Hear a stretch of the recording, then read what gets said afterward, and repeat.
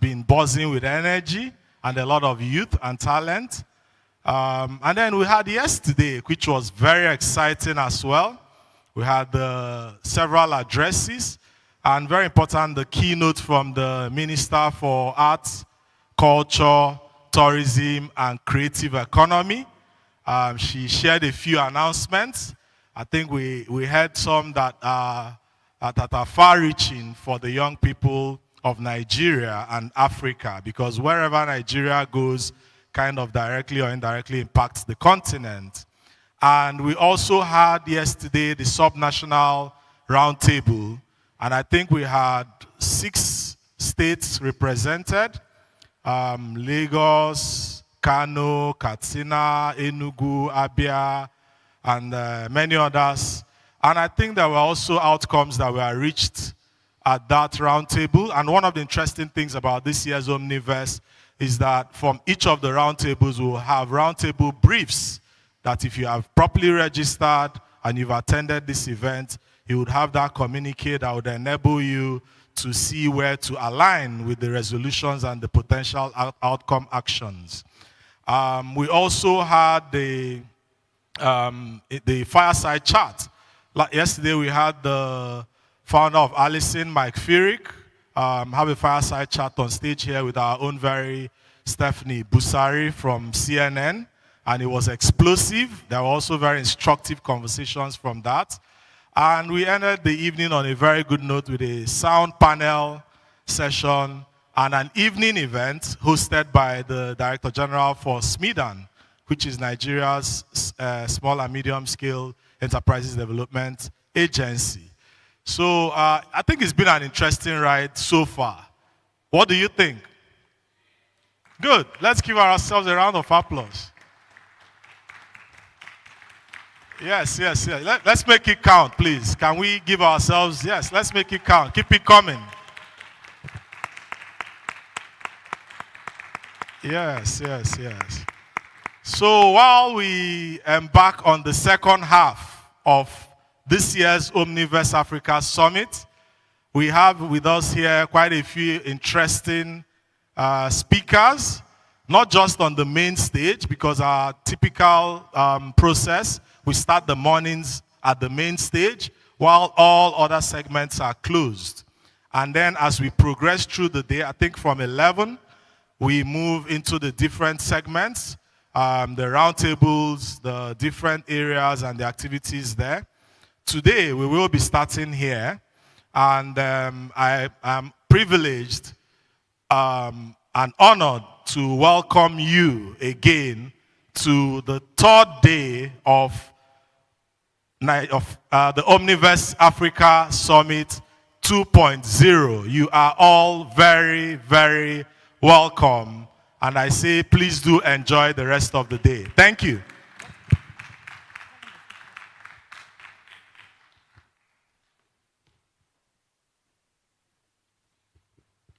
Thank you very much. Is that how much you could clap for our co-convener? Can you please put your hands together for him properly?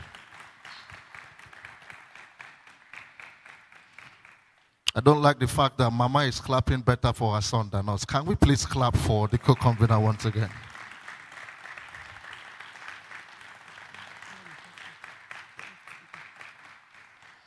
All right, ladies and gentlemen, like it's been said, there is no way we'll go back from here and remain the same. It's not possible. It's not just possible. So we are all young people, mostly young people in this hall, like me. We will keep the energy very high, very, very high, 100 from beginning to the end. So if you are with me, let me see your 2 fingers in the air. No, it's just for young people. Not that. Such as. Just for young people. You cannot be like us. All right, ladies and gentlemen, moving forward, it's very important that we go straight to the very first. Our goodwill message. That's good. So we'd like to welcome Professor Aloysius Michael, I might botch this name, So I'll allow my Akwa Ibom brother to help me with this name. Ladies and gentlemen, VC Enugu State University of Science and Technology, fantastic gentleman, Professor Aloysius Michaels Nabugo Okoli. I think I did better. Ladies and gentlemen, can you help me welcome Prof. Ibo Kwenu. Ibo Kwenu. Can you welcome our Prof better, ladies and gentlemen? Thank you very much, sir. So good to have you here.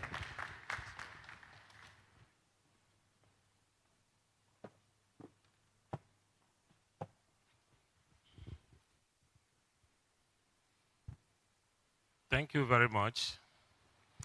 I stand here on behalf of the management of Enugu State University of Science and Technology, the first indigenous university of science and technology, to appreciate the conveners of this event for availing us the opportunity to be part of this epoch-making activity. We are glad that the university is always trying her best to place our studies and our students at the front burner of intellectual discourse. When we got the invitation, we didn't hesitate to appropriate it because it is directly in line with the mission and vision of the founding fathers of the university. Within the past 3 years, we've been there. We've tried to find some meeting points on how we can bridge the gap between theory and practice. We are aware of the demands of the paradigm shift we have in intellectual discourse. We are aware that we must key our studies in line with experiential learning model. And we are aware that certificate per se in tertiary institutions will never get anybody anywhere. People are looking beyond certificates. People are interested in hands-on. People are interested not in the number of degrees you have. We are more interested in tertiary education in Nigeria with the value added and value creation. And that was why we are keen into the modern demands of the industry. And we have taken some steps in our university to lead the way in mobilizing sister universities in trying to form an ecosystem that will strike a balance between theory and practice. In line with that, within the past 2 years, we've signed a number of MOUs, all aims at deepening collaborations and partnerships. These collaborations are aimed at establishing a network of entrepreneurial teaching driven by some organizations for tech, for incubation. We now went for incubation hub. And we are aware that the major crisis in the education system in Nigeria has to do with moving from one stage to another, which means continuity of policies, continuity of what we are doing. So that was why we are more or less placing ourselves in the market to allow private sector participation in training of our students.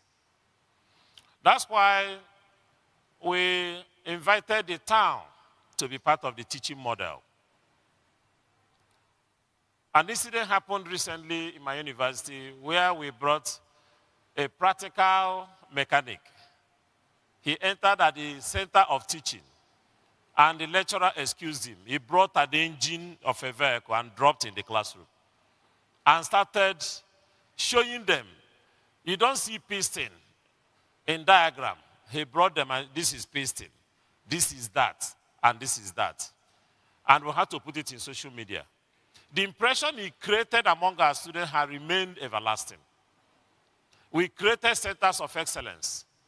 And the essence of the centers of excellence is to begin to harvest what we have in the industry, align it with what we have within the system in the course of striking the balance. And it might interest us to note that our university, that is Enugu State University of Science and Technology, was an offshoot of Anambra State University of Technology. So with the creation of state, we had to have Enugu State University of Science and Technology. Now, we equally have Ebonyi State University as another child. Then we have the third child, that is now Nnamdi Azikiwe University. So, from onset, ASUTEC then was foremost university that developed and continued to build piston of vehicles. And the panels, these our phone panels, they were building it in my university. Then at the National Assembly presently, go and ask them, the mace they are using at the National Assembly came from ASUTEC. So the indigenous and creativity and ingenuity domiciled within the university. So what we are doing more or less is to make sure that we are moving beyond buildings and institutions you call entrepreneurship centers. We are now moving into startups in the incubation hub we've already started. And what we wish to do at the incubation hub is to make sure that our students before graduation had gotten a job. We want to make our students of first choice in the labor market. We don't want to graduate students that will be looking for white-collar jobs. We want to graduate students that will help the society, create and add value and change the mindset. Students that will attract people from other parts of the country, other parts of the world to come down to us. That was why the cross of the MOUs we are signing is to deepen this collaboration. So the new name for ASUT is collaboration. Collaboration Unlimited. And we don't sign collaboration for the sake of collaboration. We'll sign mutually beneficial collaborations that are intentional in driving the mission and vision of the present reality. The present reality is an industry reality. As an industry reality, what do? Is to make sure that we are not left behind. We want to lead the way for other universities to equally understand the gains inherent in sharing knowledge. Not only in sharing knowledge, but in driving knowledge towards a direction that will change the mindset of our students, that are present and future generations. The issue is no longer running overseas looking for jobs. As doors are closing overseas, we want to equally get jobs overseas, but by staying in Nigeria and harvesting those gains overseas in positive ways. So we want to change the mindset from the negative angle into positive direction. We have collective responsibility to make sure that this generation will not be lost generation. We want to recreate the mental set and apparatus of our students, key them into what they should be pursuing. And what they should be pursuing should be what is relevant, not only to them to grow, but for the society to change. Which means, fundamentally, it becomes a bottom-top approach. All received models must be domesticated with our own indigenous ingenuity. We dream of our youths in Nigeria that will go to the full length of manufacturing vehicles, manufacturing aircraft, manufacturing what had not been manufactured in the world. It pains us that when we finish training our students, they immediately carry their knowledge, that human capital, that we are already losing in Nigeria every passing day. They carry all those knowledge and they will go and give it to outsiders. We train more people, they go out, they outcompete who they meet there, and give them the knowledge there. There must be a time when we are going to put a stop to this. The environment, of course, might not be too clement. The resources might not be enough. But resources will never be enough in anything you are doing. But we must start to put effective use of the little we have to create value that will add to our resource base. And that is what we are doing. And that is what we are determined to continue doing. We are going to channel our energies and resources into ensuring that we are no longer hungry. Why do you say, for example, that there is nothing to eat where you have fertile land, when we have faculties of agriculture, when we have what it takes to manage our environment? But what do we need in faculty of agriculture? We need partnership. We need collaboration to get that place working 24 hours. Then, what do you need in engineering? Activating the ingenuity in us. One thing about Nigerian student, is that they can think. They can think and think beyond your imagination. Our duty is simply to synergize the thinking and direct them into positive things for national development. And what do you need for my discipline, that is political science, is to begin to train new generation of politicians that will be politicians, but not political people that are of little relevance to the society. What do we need for those of us in law? To train lawyers that will think first about this country's survival of judicial system and dispense justice and not put all our hopes in the balance. Now, this totality of the training model is not specific to those of us in engineering or technical or vocational areas. The university presently is discussing with the shoemakers in Aba. We are discussing with the people in textile industry, those small scale. How do we bring them together into a suit to teach our students practically how to be shoemakers as they are studying, how to be the designers. This one I'm wearing is from Aba too. We sell it abroad. But if it goes outside the shores of this country, it will be branded, made in this way. But all of them are made locally in Aba. We want to start it to have made in a suit, the clothes you wear. Shoe you wear, made in a suit. Then everything you wear on your body, made in a suit. But as they are making them in a suit, they are making money for themselves. At the same time that they are making money for themselves, they are equally contributing national value. They are equally students that are already studying, but at the same time, making the society greater and creating the value that we desire. I have been asked to time up. I will time up, and I have timed up. Thank you very much. Can we just invite Mr. Charles for photo ops?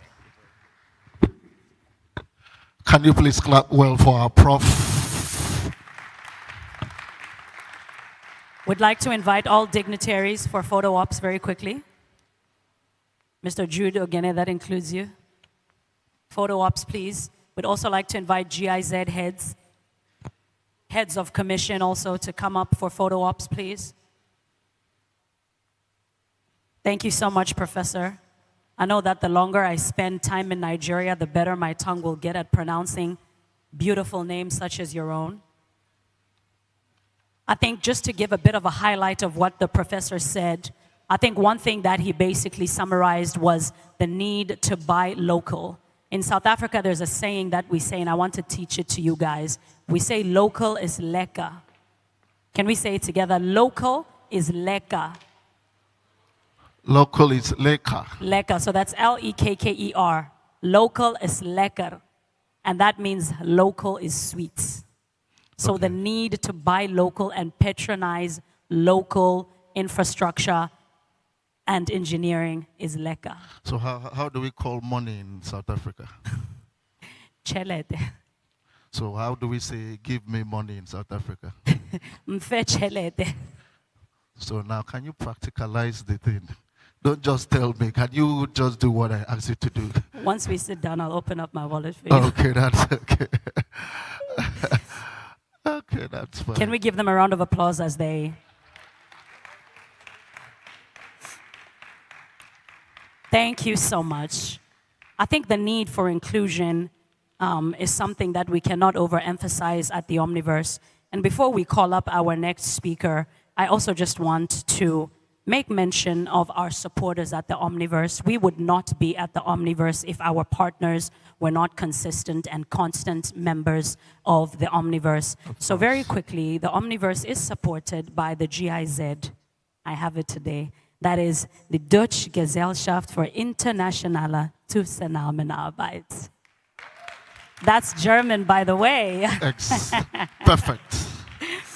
And I think I say it all the time because if you speak in a different language, you want to translate so a person knows what they're saying. GIZ, basically defined in English, is a group of people who share an interest and purpose and are working together collaboratively. So one of the reasons why we would see them here is because of their shared vision for collaboration and inclusivity. So can we give our supporters and our partners a round of applause? No, you should clap better if you know you cannot pronounce what she did. And of course, not just the GIZ alone, but along with its co-founders, that is the German Federal Ministry of Economics, Cooperation and Development, the European Union, and the Swiss Agency for Development and Cooperation. Ladies and gentlemen, welcome to the Omniverse. I also just want to take this time, of course, we will do it towards the end of the day where we mention all of our partners. We see you, we recognize you, we appreciate you. Thank you for your love. Thank you for your support. Thank you for being at the Omniverse. All right, with that being said, I'd like to call to the front for another goodwill address. He is the Commissioner of Innovation, Science and Technology. This is David Kalu. Come on, if you are not a commissioner, can you clap better for one? Can you clap for a commissioner? I noticed I didn't get the Igbo Kwenu. Why not? No, I should get Igbo Kwenu. Thank you very much. Thank you, Omniverse. Distinguished guests, on behalf of the government and the good people of Abia, I extend our warmest greetings and heartfelt goodwill to all the participants of this Omniverse event here in Lagos. This gathering is a testament to our collective commitment to innovation, collaboration, and sustainable development. Mike Fierick, who spoke yesterday from Allison, mentioned the psychometric tests that his platform conducts. I spoke to him after his presentation, and he mentioned that these tests have revealed a high level of entrepreneurial traits concentrated in the southeast of Nigeria. Indeed, Abia State, which is in the southeast, is known for its industry and its markets. There is a light manufacturing, and indeed the Vice Chancellor alluded to the fact that there are the shoes from Aba, and what he was wearing, he said, as well. And all across West Africa, and indeed Central Africa, you can find shoes, other leather products, all made in Aba, being sold there. Then there are the markets. I've heard of many stories of people here in Lagos that when planning a big ceremony, a big wedding or something, and that has required the traditional asheobi, have had to send someone to Aba to buy the material, the fabric for this occasion. So we have our governor, Dr. Alex Oti, OFR, who is committed to putting in place what it takes to enable the private sector to thrive. And these include, firstly, policies. We're putting in place policies to enable a business-friendly environment, policies to encourage the best use of technology, policies to allow new businesses to flourish. We have technology. We have just signed an MOU with a company to lay fiber optic cable for broadband across the state. And last month in Aba, Aba Power became the first distribution company in Nigeria to provide a month of uninterrupted power supply. While this may not sound much to the foreigners in the room, those of us who live in Nigeria, this is very significant. We've just passed a new bill, aimed at regulating electricity provision to ensure that this feat is achieved throughout the state. And then on human capital development, starting from our basic education levels, we're commissioning smart schools across the state. At the secondary school level, we're introducing an online platform, an application for STEM subjects for secondary school students. We have at least 6 universities and several other higher institutions. And of course, I would like to mention our private sector. We have my partners, I call them, the Abia Technology and Innovation Network, which are called ATIN. And I believe some of them are here in the room. This group, ATIN, churn out several thousands of fellows in various ICT skills every year. And some of these ATIN companies are our partners on various IT projects. And I should mention a big IGR project with a solution being developed by one of these companies called BEMSoft, who is here today. We have ongoing projects to network and digitize the government.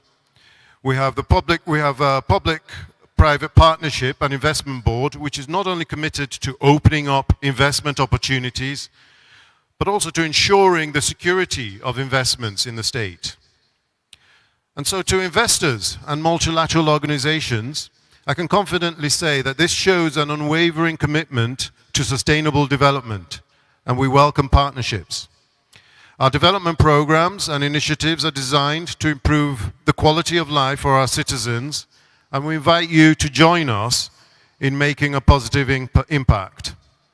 Together, we can create lasting change and drive progress in Abia State. So as we gather here, unified by a vision, I say to you, come and collaborate with us and feel the power of Abia State. Thank you very much. Thank you, Charles. Thank you, GIZ. And we look forward to welcoming you to Abia State. Thank you all.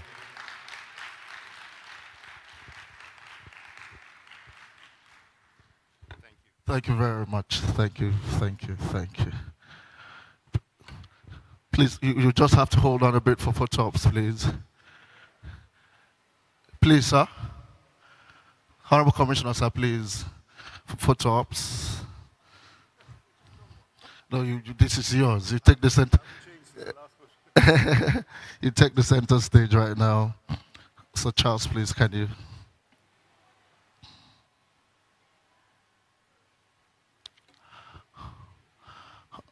All right. Dignitaries, once again, can you join them, please? Thank you very, very, very, very much.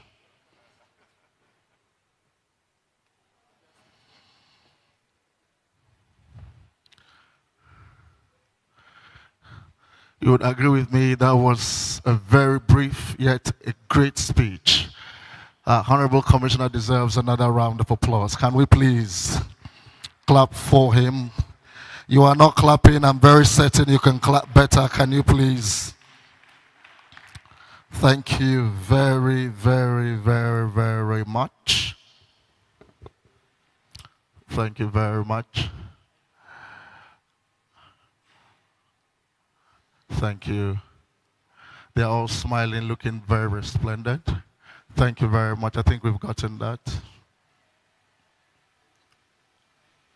Thank you very much. Thank you very much. Thank you, thank you, thank you, thank you. Another round of applause will not hurt. Can you please do it? Fantastic, fantastic, fantastic. So where are my friends from the northern part of this country? If you're Hausa, let me see your hands up. If you're from the north, let me see your hands up. The north. In Akwana,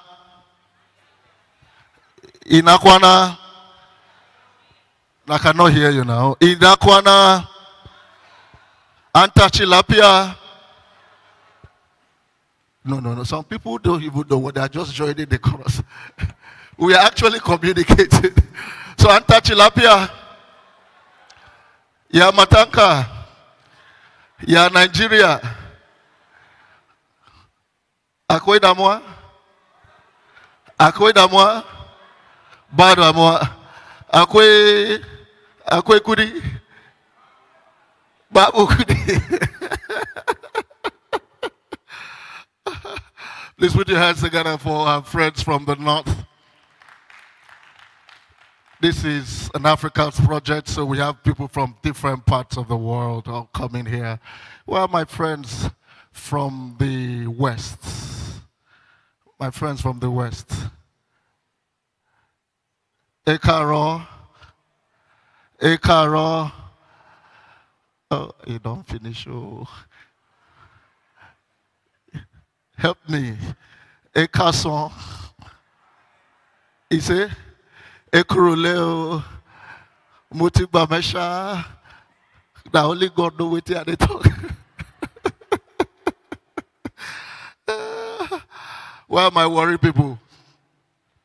Worry. Delta. Okay. Oba Tokpe. No, that's Edo. Edo. Oba Tokpe. Oba Tokpe. He say, God will help on that day you finish. My friends from South Africa. Inam, how do I greet them from there? Say? Molweni, Boreni. What's the response? kunjani. Good jai. So when we say Borei, you say good. Borei. Where are my people from Akwa Ibom? Akwa Ibom is song. Akwa Ibom is song. Yeah, good to see you. Ladies and gentlemen, if you're proud of this country, can you please put your hands together for Nigeria? If you are sure Nigeria is on the path to greatness, can you clap for this country? If you're a patriotic citizen of this country, can you clap for Nigeria? And I want to beg to disrupt.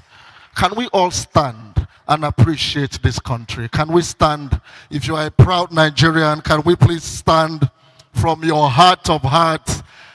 Now, this is not, forget about me. If you really, really celebrate this country, we are not where we are supposed to be, but we are moving. Can you, as a patriotic citizen of this country, clap for this country? While doing that, say, God bless Nigeria.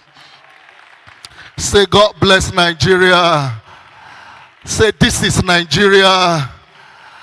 Ladies and gentlemen, if you are proud of this country, make some noise for this country right now. Thank you very much. Resume your seat. Such an honor to welcome to speak to us on the ethics and creating AI that reflects Africa's value. Ladies and gentlemen, the person that will speak to us is none other but the head of public policy, Anglophone West Africa. Ladies and gentlemen, please help me welcome Shade Dada. This is a woman, all the women, come on. Can we really, really appreciate her? Thank you so very much. So good to have you, ma'am.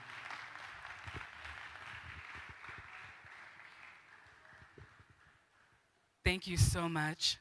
It's a pleasure to be here. Thank you to the organizers, Mr. Charles, for having me and inviting Meta to participate in this important conversation. So I've been told that I'm doing a lightning talk. That means I have to go lightning fast. I have to be quite quick. When they told me that I will be talking about the topic of ethics and creating AI that really reflects Africa, I was so ecstatic because, you know, AI is the sexy thing to be talking about right now, right? You'll agree. Every conference, everything that you're doing at work, if you want to score extra points, just go ahead and add AI in there. But what are we really talking about?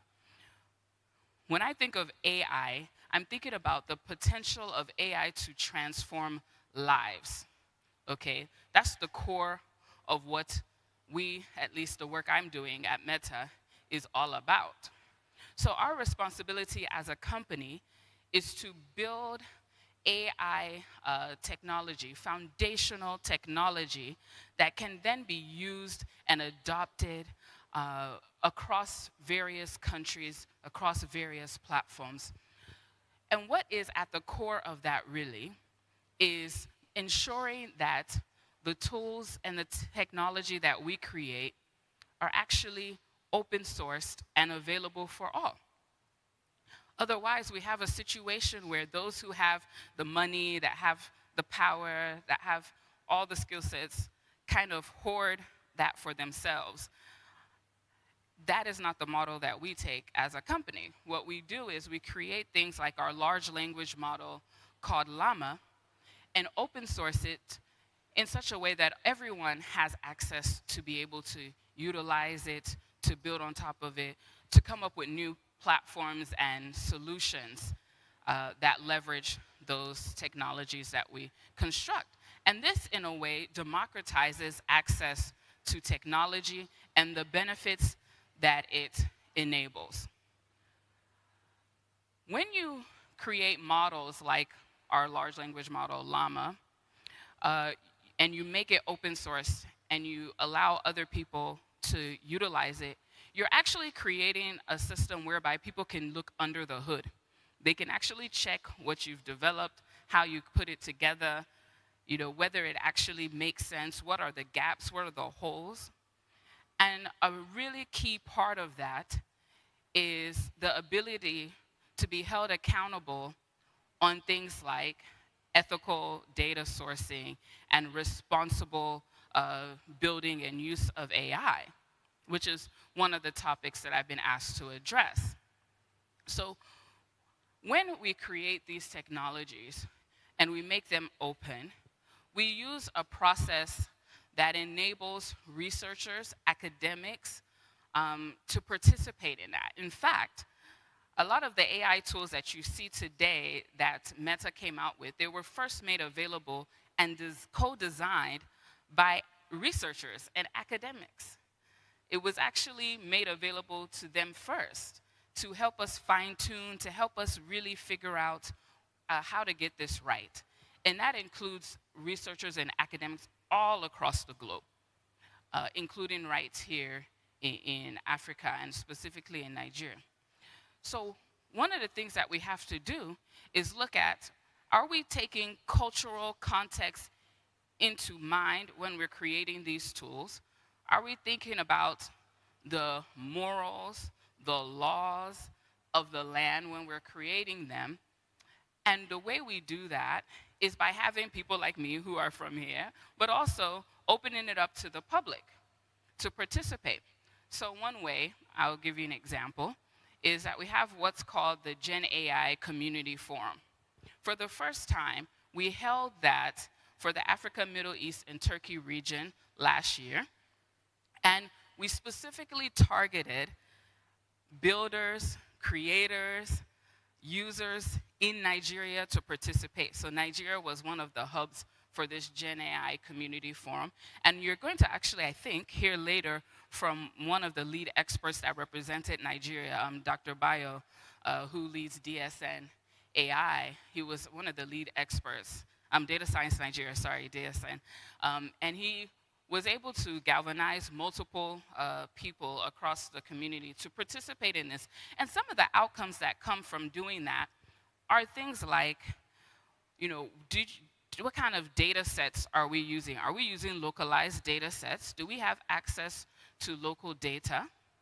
And then when we're using them and applying them to our models, do they actually spit out outputs that make sense? This is part of the conversation. And without having people, some of you like in this room, and some experts who participate in those conversations, it will not be possible. I'll give you another example. We have like a responsible use guide. So it's not just about being ethical in the development of technologies, but also how you use it. So whenever we release a model, we release a new AI tool, we have what's called the responsible use guide that's available. So everyone understands that if you're going to build with this particular AI tool, this particular AI model, here's how you do it ethically. Here's how you do it responsibly. Implementing some principles like responsibility and inclusion, which is part of ethics. Looking at things like religious differences. all of those things play a role when you want to utilize these types of technologies. And it's really, really important to have people on the ground that are part of the development and also spreading the word about this. One of the things that we also believe in is that we take the skill sets and the knowledge and the tools that we've been able to develop and the experiences that we've had across different countries to lend some expertise to processes like AI strategies, for instance.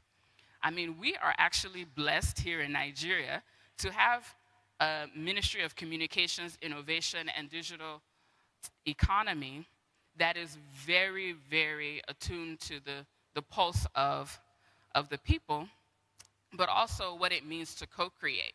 So last year, they came together to put what's called the National AI Strategy together.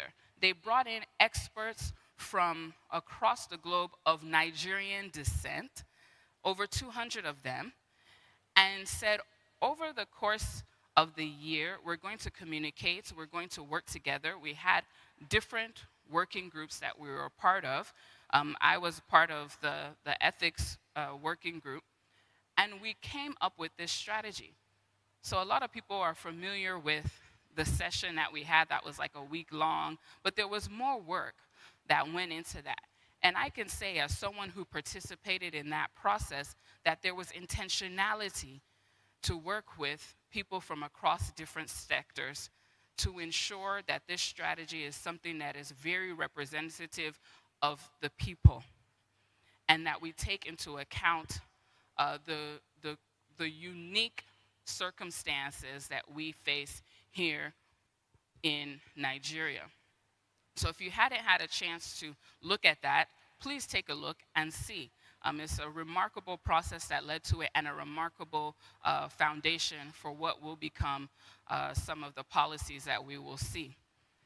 So outside of the coming up with the right foundation for AI, coming up with the right tools, now then, how do you, people here in the room, actually build for ourselves, right? Not building for, some fictitious entity or being, but for us here in Nigeria, tools that will impact our daily lives.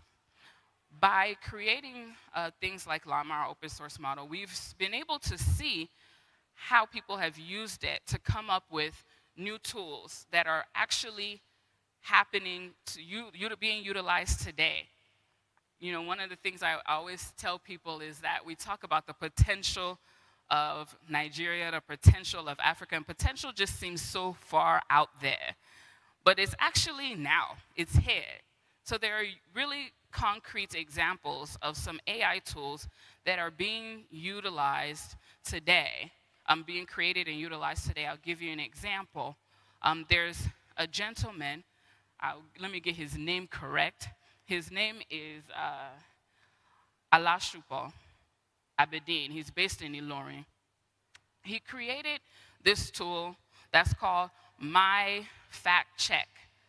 And it's based on Llama, our large language model. It's an AI tool that helps with misinformation, disinformation, to help people understand when they're online, how do they actually know what's true and what's not true. This is an AI tool that is solving a real social issue, right? Or we have Equalize AI that has created an educational AI tool that is bringing learning to individual students in their local languages. These are the kind of tools, the kind of developments that we need to see that are very close to home, right? And these are created by people that are right here in Nigeria. Help Mom is another example. They were one of the winners of our grants. We have grants around innovation and AI, and they created a tool that is helping mothers get access to healthcare. It's an AI tool, and it was created right here in Nigeria. So what am I saying? I'm saying that you can see what's going on out there in AI and say, oh, there are companies, big companies like maybe Meta, who are creating all these tools. How does that apply to me? Well, these are concrete examples of how we are creating a system whereby people like you can utilize these tools and create now. And it's all because it's open source. I'm going to be around. They're telling me my time is up. I'd love to talk to you more about ways that you can get involved in that co-creation process. Some of the available opportunities around skills buildings that we have that are upcoming. I would love to talk to you about that. And I will encourage you, like I said earlier, to take a look and be a participant in things like the development of the AI strategy and its application here in Lagos and also in the different states that you come from. Thank you so much for your time. Ladies and gentlemen, that was the head of public policy, Anglophone West Africa and MEDA, Miss Shade Dada. Can we give another round of applause? In South Africa, there's a saying that speaks to women that are taking up space. I think when Zozibini Tunzi won Miss Universe, she said that she would desire that every woman would take up space. So in South Africa, we say, Watinda bafazi, watindi mbogoto. I don't know if you've heard that before. It sounds funny, I know. But if I now start trying to say pomo, in essay, that also sounds a bit funny. So the saying is, Watinda bafazi, watindi mbogoto.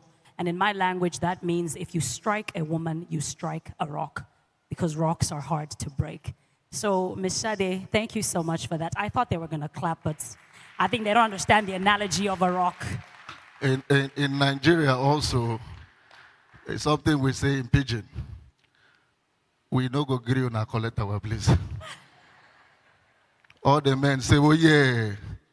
All the men say, oh yeah. We go support on our bond and no go take our place. Because Thank you so much. Ladies and gentlemen, I also want to specially mention and appreciate a few dignitaries that are in our midst and also in their absentia. So I would like to start with Honorable Omolola Rashidat Essin.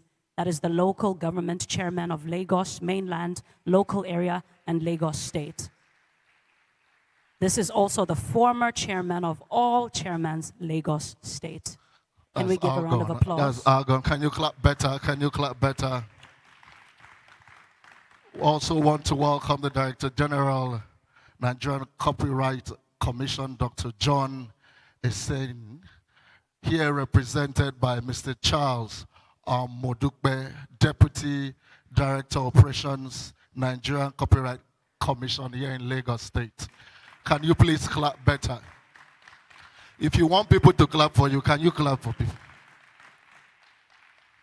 Thank you. I know we are behind time. One thing about me and MC Holly is we like to tell jokes. It's not necessarily a comedy show. I don't want to keep you guys laughing and then we shift out of the focus. So we're going to just jump right into it very quickly. Ladies and gentlemen, our first panel discussion for the day. The title of this panel session is called Unlocking Africa's AI Potential. This is policy, collaboration, sustainable innovation, justice, and an advocacy. So I think we'll call the panelists one by one to the front. And as we call you, please come and take your seat on the stage. I also wish to request that as soon as you sit at your seat, there is a mic like this one. You just press the on button and then we're ready to shoot. Please try and also project your voice into the mic such that the audience can hear you audibly. Thank you so much. So, again, Umfazi in Bogota. I'd like to call up the co-chair of Bandug Africa, Mrs. Yetunde Asika. Women, I'm expecting you clap for your own. Also, to join, ladies and gentlemen, Jude Ogene. Please put your hands together for him. Founder Charles Winsboro Foundation. Yes. I think we can clap a bit better. It's too early for our hands to be tired, if you ask me. I also would like to call the co-chair of Bandug Africa, Judge Peter Herbert. Oh, no. Ladies and gentlemen, please also welcome Judith Okonkwo, founder Of EBC EBC 3D. Please, can you clap better? Thank you. And then last but certainly not least, I'd like to call the CEO and founder of Data Science Nigeria, Dr. Olubayo Adekambi. Moderating this session is Mrs. Yetunde.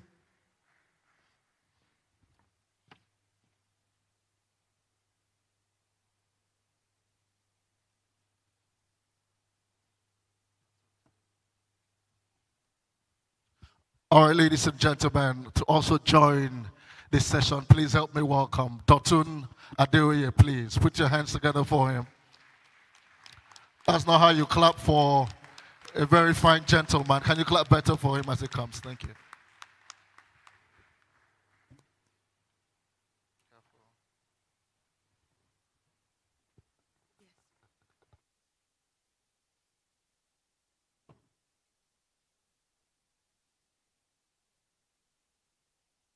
Okay, good morning, everyone. Can you all hear me very well? Can you hear me? Yeah, there we go.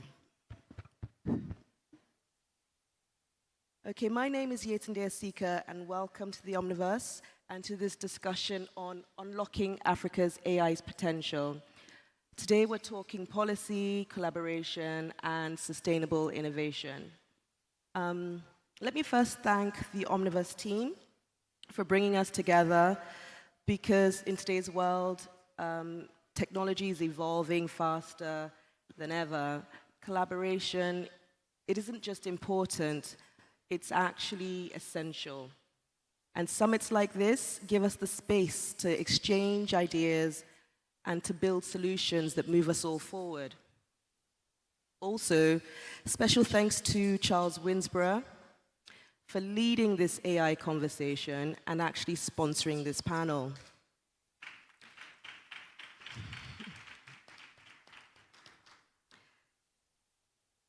Sorry, this topic is so relevant in today's world. And it's so important because AI has the power to revolutionize industries. It has the power to redefine countries and transform societies. However, to truly unlock its potential in Africa, and particularly in Nigeria, we must go beyond just adopting global trends. And we need to shape our own scenario where it's developed by us, it's deployed by us, and governed by us in a way that serves our unique needs, our cultures, and our aspirations. So I'm going to turn to the panel now and let the panel, this esteemed panel of speakers and experts, introduce themselves. We'll have some questions, and then we'll turn to the floor, and you can all ask them some questions as well. So, Mr. Judo Ogene, can you introduce yourself? Thank you, Yeti, and thank you to the Omniverse for having us at this very illustrious event. I was here last year, and I thought it was a smashing success, but you've exceeded by leaps and bounds what you've been able to do in year 2, so kudos to the Omniverse organizers. My name, again, is Jude Ogene, and I'm the founder and CEO of Charles Winsborough, which is a company that works with US universities to reskill and upskill Nigerians in the jobs of the future. Think AI, digital assets, cloud computing, supply chain management, etc. I'm very honored to be in the midst of this distinguished panel. Thank you.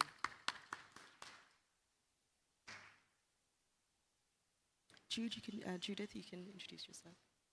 Thank you. Can you hear me okay? Yeah, move it forward. Maybe perhaps can it move forward? Oh, yeah. All right. Good morning, everybody. It's a real pleasure to be here today. Thank you very much to this fantastic panel and to the Omniverse, of course, for creating the platform for us to have this important conversation. My name is Judith Okonkwo. I am the founder of EBC 3D. We're an ecosystem developer for the immersive technology, so augmented, virtual, and mixed reality across the African continent. This is work we've been doing for about a decade now. So we were really sort of like early in the space, certainly in Africa. But we're very passionate about making sure that here on the continent we can benefit from the affordances of emerging technologies, and that alongside that, Africans, Nigerians in particular, are part of the conversation as we define what these technologies will become for humanity.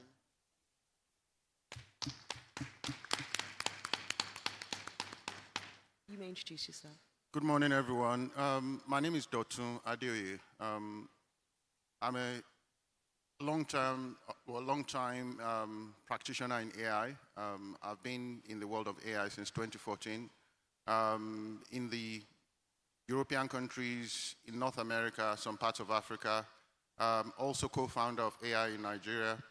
I've been in technology for about 24 years at leadership capacities in the public and private sector, and I've been part of some businesses as director or board member in Nigeria and some parts of Africa. So I do understand the challenges that the society faces and how AI can help. I'm hoping to bring insight of my direct involvement of being a practitioner, being a business owner, mentor, coach within this environment. Thank you. Thank you. Okay, I'm going to ask you, Judith, the first question, if you don't mind, ladies first. Given AI's compute and associated power needs, what measures need to be put in place to address power generation requirements? You know, we're in a country where power is an issue, and AI especially, you know, uses a lot of energy, power. So how do we navigate those waters?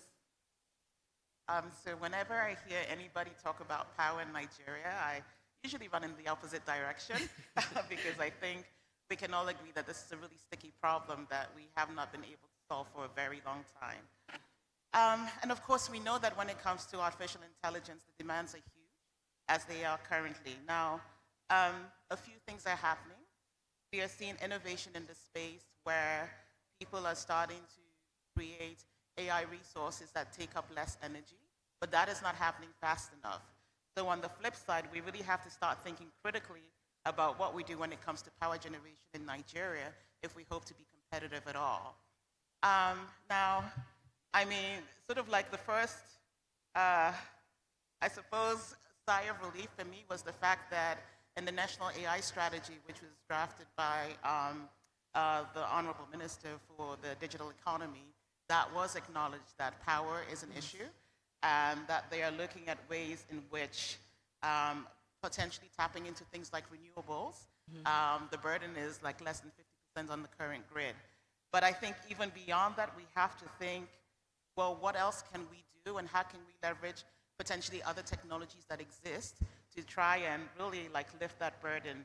Now, I'm no expert in this field, but I know that people are looking at solutions like utilizing edge computing and how they can like pull on the benefits of that to energy burden. People are also looking at things as interesting as maybe analog computing and how that can also help in the space. But I think that if there's one thing I would say, we need to really look for the people who are super passionate about solving this energy crisis, who are thinking very critically and innovatively about power, and say to them, here are the resources, go and really, you know, experiment, find what will work for us, because if anything, we found that what is standard in other places has not yet worked for us. We haven't achieved that. So the real question for us will always be, what is the Nigerian solution that will get us where we need? Thank you. Thank you for that. That was really interesting. We need to, and this is exactly what we're talking about today. We need to find our own solutions that work for us. We don't have the power advantages that other countries may have. And I don't know about analog, but I think those other solutions sound amazing, and it's good that we're already thinking about that. This is the first time that a lot of us are trying, well, not the first time, but it's fantastic that we are now thinking about our own solutions that work for us and implementing those things. So thank you for that. Jude, I'd like to come to you next. With the work I do, which is capacity building, I do a lot of that, it's always at the fore of my mind. So how can we establish sustainable partnerships between, for example, Nigerian universities, private tech firms, to commercialize AI research? I know that is your area. So could you give us some insight on that? Yeah, thank you for that excellent question. And for those of you who were in the hall for VC Okoli's talk, I would just like to second everything that he said because I think it applies very directly to this question. In other words, let's start with the obvious and things that are actually happening on the ground as we speak, which has to do with establishing innovation hubs, places where you can collaborate around entrepreneurship, where you are, it's an amalgamation of all stakeholders, including business and academia, right? That is something that I'm very gratified to hear that universities such as ASUT are doing. And in a personal point of privilege, I just want to say, I mentioned it to the VC earlier, but a long time ago, my father was the Dean of Law at ASUT, so nice. Very happy to see what you guys are doing. But let's move from that, from sort of the obvious and the low-hanging fruit, to other innovative ideas. So, for example, I always say that in the West, we have a last-mile problem, but in developing countries, we have a first-mile problem. And what do I mean by that? What I mean by that is that whether you're talking about the work that I do day to day in digital assets, or what we're talking about here in AI, the necessary predicate for everything that we're trying to do has to do with the availability of data. If you don't have data, you cannot develop the large language models. You cannot pass go, you cannot collect $200. You're just stopped at the junction. And so one of the things that we must do is develop a consortium where we know we are generating tons and tons of data. A lot of that data, however, is in the analog form. So how can we establish consortia in a privacy-enhancing and data anonymizing way so that we are appropriately protective of people's personal liberties to get that data? And that's, I think, a very core area where where industry can work with university, make this data available to the universities and other higher education institutions so that we can begin to build large language models on top of them. And the last thing that I will say is we've been talking, and in fact, Judith was just mentioning the constraints that we face from an energy perspective. I happen to think that every sort of constraint is an opportunity, and we should flip it. The inverse of that is, for example, what happened with DeepSeek in China, where they were able to develop a large language model that was very competitive with ChatGPT for pennies on the dollar.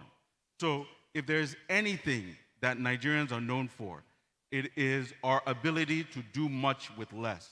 And so we ought to be thinking about ways in which we can develop these large language models under the rubric of research collaborations that do the same thing. So those would be some of the key areas that I would point out. Thank you. You talked about collaboration, universities abroad and universities here in Nigeria. You talked about the fact that we need data, research. So a lot of research has to, investment in research needs to be done. So thank you for that. And you touched on the power as well. So thank you. So I'm going to go to you, Dotun, over there. Thank you. So I'm going to talk about policy and government because we can't have a conversation like this without talking about policy and government. If they are probably the most or one of the most important stakeholders in this whole AI technology industry and world that we're moving into, or that we are in at the moment. So what would you say can the Nigerian government do to boost AI entrepreneurship and startup funding? Well, thank you very much. That's a very interesting question because we at AI Nigeria have a lot of startups within our ecosystem. And as you can imagine, on a daily basis, we do have questions, ideas, bright sparks coming up. I think the first thing I want to mention is the government working with the private sector, the big companies, to kind of engage them and encourage them to put some CSR funding towards startups. Mentioning this because this is not a theory, this happens in other countries. And the government can work with these companies to have a fund that is co-managed so that the startups that are coming out with bright ideas are not being stifled by the kind of rates they will get from the banks if they went to the bank directly, and they may not even have the collaterals or what it takes, or even could just be a seed funding that it's still an idea, it's a bright idea, and going to a VC or going to someone who is just the normal funding organization, the response will not be that favorable to the startup. The government could be a catalyst in working with the business sector to kind of curate a fund and kind of co-run it to make this happen. And I have case studies and examples of this in Asia and also in the US, in some of the states there are examples of this. So this is one example. I will come back to that shortly. The second example, way things can be done, encouragement in policy from the government, will be IP protection. So AI is not a new technology, but generative AI is a new wave of AI, and there's a lot of excitement. The downside of generative AI is that you can go on tools like ChatGPT and create a GPT that can potentially mimic something or a tool, a solution that's been created by a startup that's worked so hard. Maybe they've been trying to create it in the last 5 years before generative AI became a thing.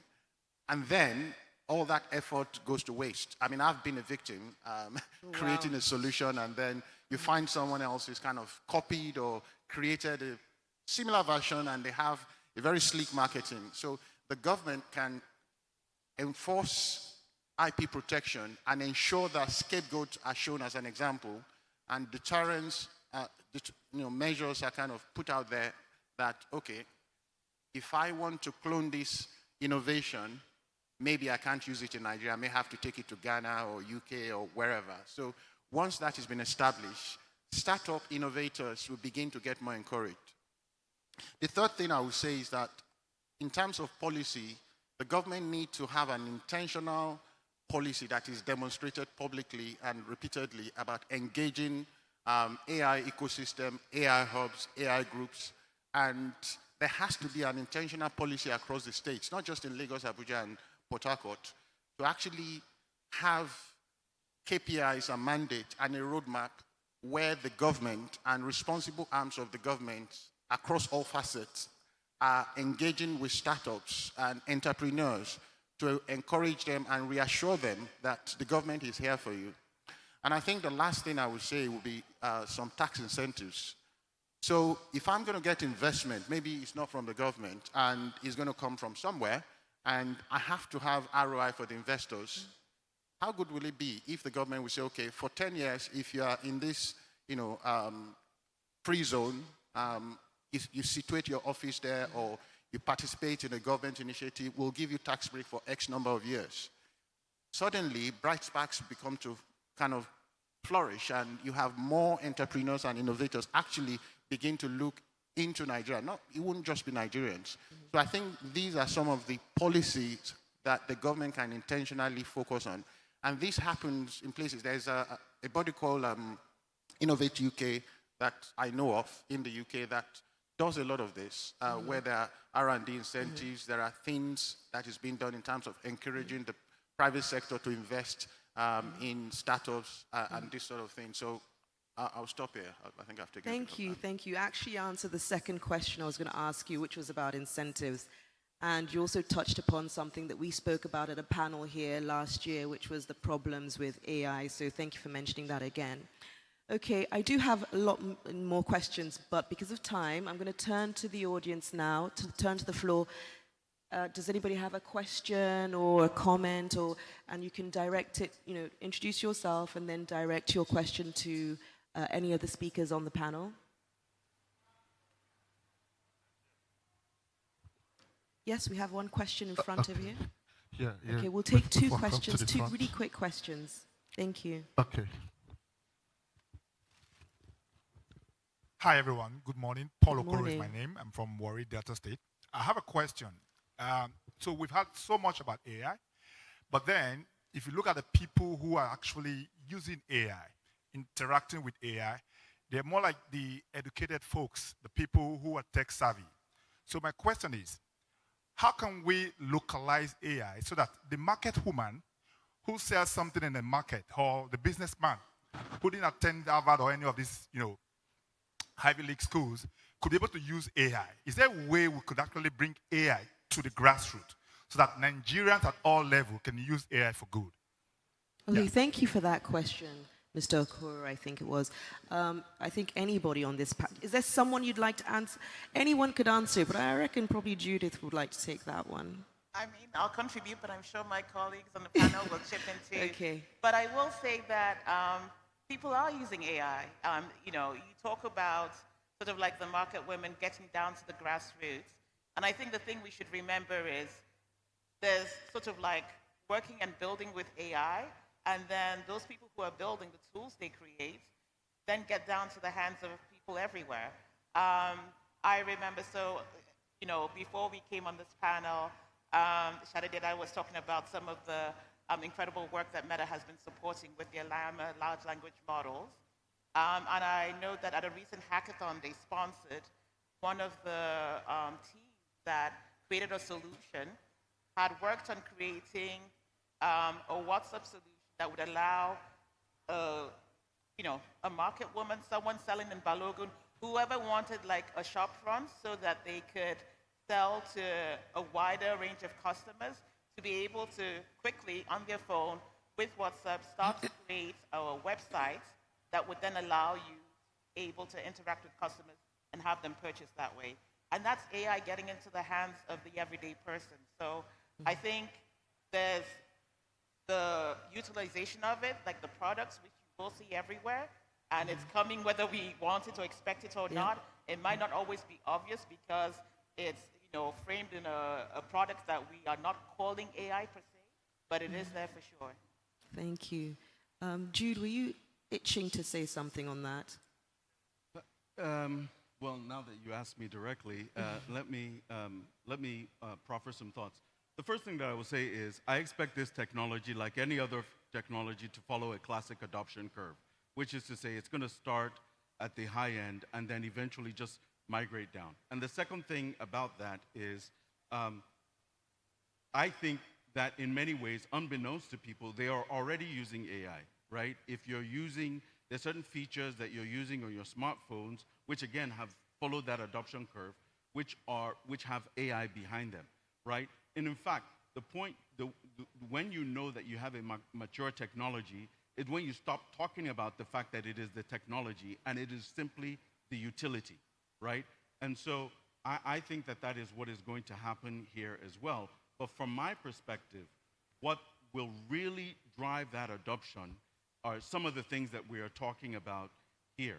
So focus less, in my view, on sort of what is happening with the 1% or even the 1% of the 1%. That is really just a point on a destination. As we continue to drive the cost down of AI compute, as we continue to come up with bespoke and tailored solutions, the thing that you are, anxious about, which is mass adoption, will happen inexorably.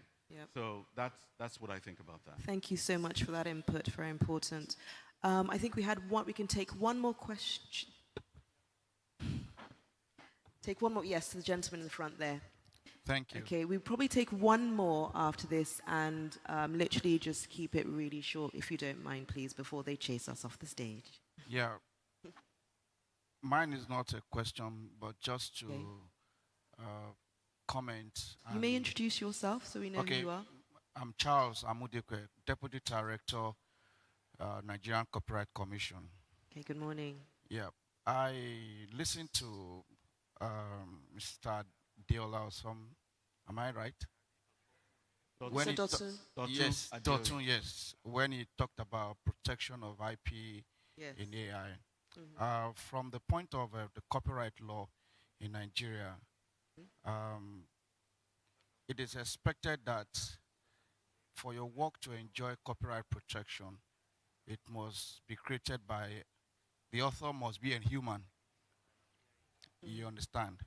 And in that case, AI generated works may not be eligible for copyright protection. However, if as human you engage AI and maybe in the course of doing that you edited or you create that work, then on its own it will enjoy copyright protection because substantial effort has been put into that through you as human.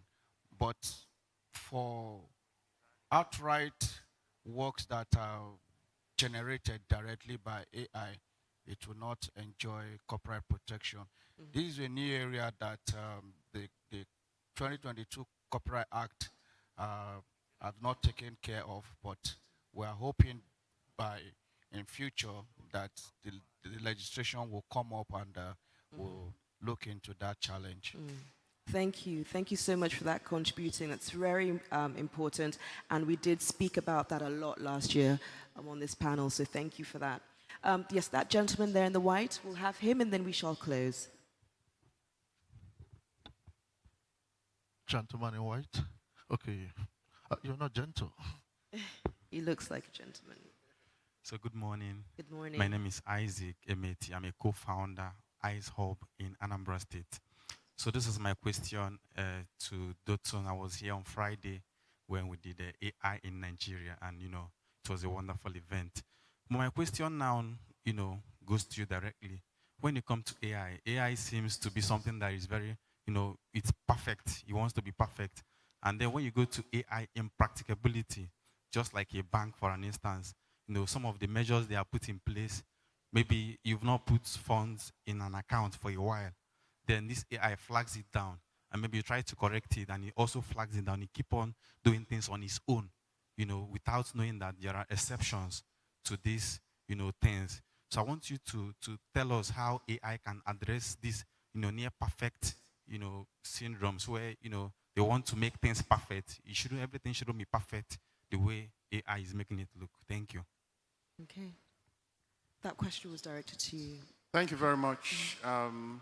And for you to know, we have a community in Oka, so just in case you want to kind of talk to the guy. In terms of AI tools, one of the things you will find there will be disclaimers that this tool can make mistakes, hallucinations and all that. And hallucination basically is when you ask most of the tools a question, it will just bring up an answer. And I always tell people AI is a bit like the human brain. If you go to a job interview and they ask you a question, you've answered everything perfectly. And you don't want to fall your own hand. You just bring an answer, right? Yeah. So the thing is that AI is not very different to us. And the question directly is, how do you ensure that everything is not perfect? Well, there is usually a team that fine-tunes and train these AI tools to ensure that they are consistently updating it. So there are teams of data scientists who work on this and other teams, So basically their job is to ensure that because you rely so much on the output from the AI tool, they want to give you as much perfection as possible. One of the things that I have noticed in this last 2 days is from our community, we have a base, and I kind of sometimes just go in the night to read some things, is some of the community members are trying to trick some of these tools. They have a free ChatGPT tool as an example, and they will ask a prompt as a plus user, give me this answer, and it will answer as a plus user. So what I'm trying to say in essence is prompting these tools, what you give to them will also determine the feedback you get. So I think understanding prompting better may help you so that when you're asking the questions, you get what you want. But if you don't want a perfect answer, well, I haven't thought of that. But generally, most people using this tool want to have the right answer. So if you understand prompt engineering or prompting, it will give you the perfect answer that you desire. I hope I've answered your question. Well, that would have to do for today. It's a very interesting conversation, a very deep one. Probably need an entirely new panel for that topic. Okay, so thank you for all being involved, for all your questions and being involved and participating. What we've learned today is that without retention models, we're losing our brightest minds to other markets. We must make Nigeria a hub for talent and innovation rather than just a source of talent. We also learned that investment can make or break how AI moves in this country. We need concrete government policies to incentivize investment and to allow for long-term development of AI. So the action we take today is what frames AI for Nigeria and Africa. So I'm going to call on Mr. Jude just to give a final call to action, and then we can say thank you. And thank you to the panelists as well for their expertise and their participation. Thank you, Yeti. Really quick, because I know we're pressed for time. The important thing is a lot of these questions don't have definitive answers. Please jump in and help us solve this. The Omniverse is the perfect venue in which to continue these conversations. These conversations on these panels, 30 minutes, they're intended to spark dialogue. That dialogue should continue. The second thing that I would say is I would recommend to the government and state authorities and other stakeholders, this has to be a whole of government approach. It can't just be AI in one vertical, digital assets in another vertical, because there are solutions that cross-cut. And so I would encourage us to take a whole of government approach. And the last thing is, again, I want to end with what we started out with, is it's critical to have industry-academia collaboration. Again, I want to harken back to the comments by VC Okoli. I thought they were 100% on point. Thank you. Thank you so much. Let's give them another round of applause. We can also welcome the photographers for photo optics.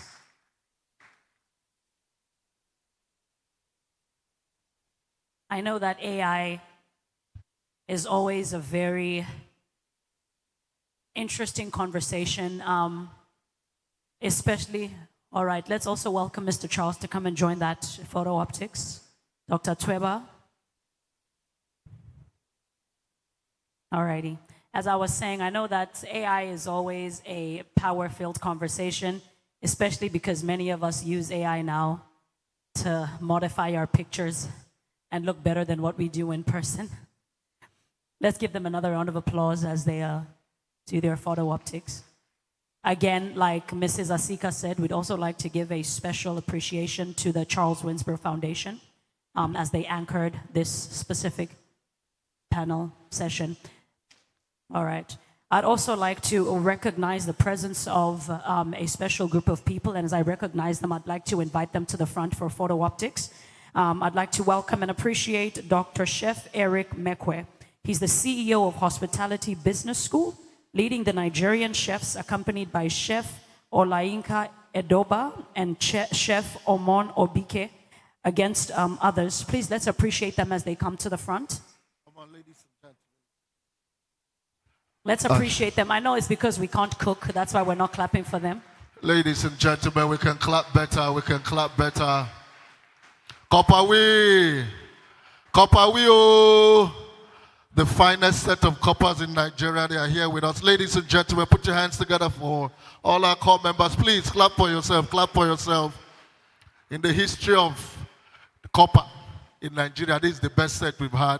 Can you please put your hands together for yourself, all the corps members? Yes. MC Holly, can you cook? Yes, I can. I can cook water. Any genre of water I can help you cook. See, warm water, cold water, noodles. I'm very good at it. A specialist. Outside that, we are in the hands of God. Ladies and gentlemen, can you please put your hands together for yourselves? No, no, no, you can clap better for yourself. Can you clap for yourself? Can you clap for yourself? Learn to appreciate your own self. Can you appreciate yourself, please? If they no ginger you, nobody clap for you. Come on, you self, you done? Come on, please, put your hands together for yourself one more time. I also want to welcome a screen delight anytime, any day. She is a veteran in Nollywood, our mother who's making us proud all over the world. Ladies and gentlemen, help me welcome Mommy Joke Silva in the building. That shout can be better. Mommy, they are doubting you are here. Can you please stand? Let them see you. Ladies and gentlemen, help me celebrate our screen delight, a major contributor to the silver screen. Thank you very much, Mom. Thank you so much for coming. That's my mother, in case you did not know. Biologically, yes. Somewhat.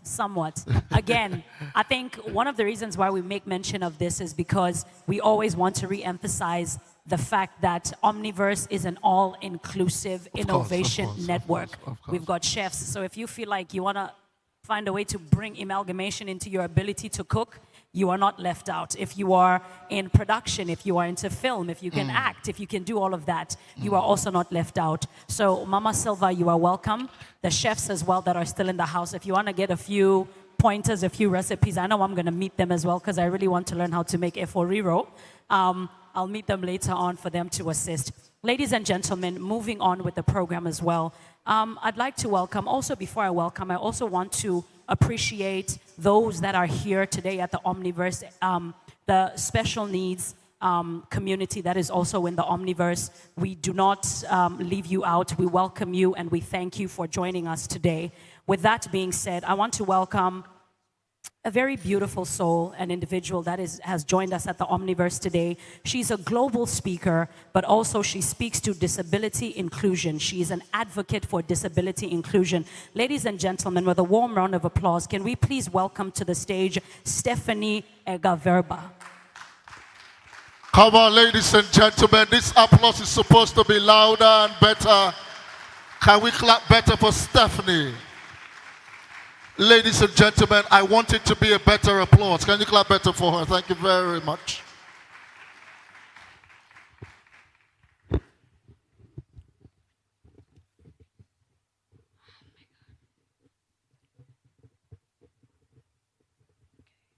Another round of applause for her.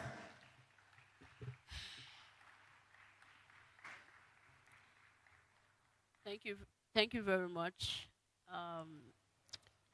Thank you for that introduction. Good morning, everyone. Today, you'll be learning about bridging innovation and accessibility. What if I told you that the future we're building right now is incomplete? Not because we lack the resources, not because we don't have the talent, not because we don't have the technology, but because we've built it with missing pieces. Innovation has the power to transform lives. Yet, for millions of underrepresented individuals, that transformation remains out of reach. Not because they don't have the abilities, but because the system around them were never designed with them in mind. We celebrate progress, but what is progress if it isn't accessible? An inclusive ecosystem doesn't just accommodate, it anticipates. It ensures that innovation isn't just a privilege for the few, but a right for all. But here's the issue with this. Too often, accessibility is seen as an afterthought. We first of all go ahead to build the platforms. We go ahead to build the, the products. Then we later scramble to make it inclusive. That's not inclusion. That's correction. A fintech app that doesn't consider accessibility is not inclusive. It's a limitation. A smart city that lacks accessible infrastructure is not smart. It's short-sighted. Innovation should not come in the way of accessibility. In fact, the two should go hand in hand. Because true innovation is not in what we build, it is in who we are building for. We don't just need accessible technologies, we need accessible mindsets. One that doesn't just see inclusion as something that is required, but you see it as something that is an opportunity. Because when we build and when we design with inclusion at the core, then we are building for everybody. It will benefit every single person and not just for a selected few. So again, I ask, what kind of futures are we building? Is it one where accessibility is just an add-on, or one where inclusion is at the core of every design? Because real innovations is not when technology, it's not in the technology that we build. It's in the doors that we're able to open. And the beautiful ecosystem is where no one has to knock at the door. Thank you very much.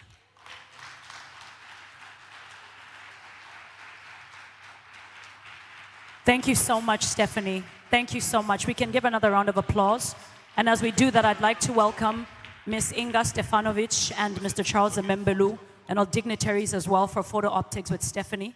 Please let's give them a round of applause as they come to the front. I think we can clap a bit better than that.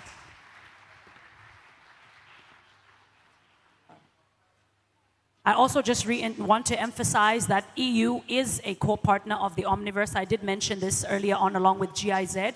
So Ms. Inga Stefanovic is standing on the stage as a representative for the European Union. Can we give them another round of applause, please?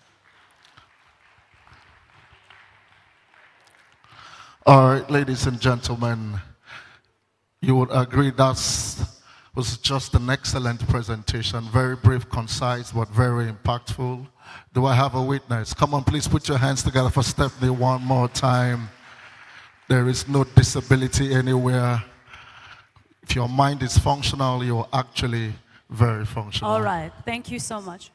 Ladies and gentlemen, I also just want to make an announcement that at this particular point in time, we are going to go to our breakout rooms. But I also just want to emphasize that breakout rooms are open for a specific period of time. Of course. I know that the past few days, it's been a bit difficult to bring everybody back to the main stage at 3 p.m. So I do want to emphasize that the Omniverse it's where it's at, and everybody's enjoying themselves. We're going to break out, and when we do break out at 3 p.m., when we do make the call, please work hand in hand with us. Let's have everybody come back to the main stage for us to continue. I want to invite everybody, because I know that people don't actually know that there are roundtable discussions that are taking place upstairs. So I do want to welcome you to take part in the roundtables that are taking place upstairs today. We've got policy frameworks for inclusive growth, creating enabling environment for tech creatives and academic sectors to thrive. So that is so much more for the coppers as well. We've got the UN policy. We've got the local government roundtable. We've got the future of cybersecurity, AI, automation, and threat intelligence. And we've also got artificial intelligence and emerging technologies, the future of smart governance and industries. That specific roundtable is hosted by NITDA and Meta. Thank you so much. At this particular point in time, I would welcome everybody to go out into the breakaway rooms, network, go into the Career Center. We've got the Digital Transformation Center. We've got the deal room. Mm-hmm. We've got the gaming area, and then of course we've got the round tables upstairs. We've got the gaming area as well, like I mentioned. Yes, thank you so much, ladies and gentlemen. So with that, we close the main stage, and we are to reconvene here at 3 p.m., please. 3 p.m. 3 p.m. We are back here to briefly We have a whole lot for you. Ladies and gentlemen, as you take a walk to several other rooms, can you please put your hands together for yourselves? Thank you very much. Such an interesting audience. Thank you very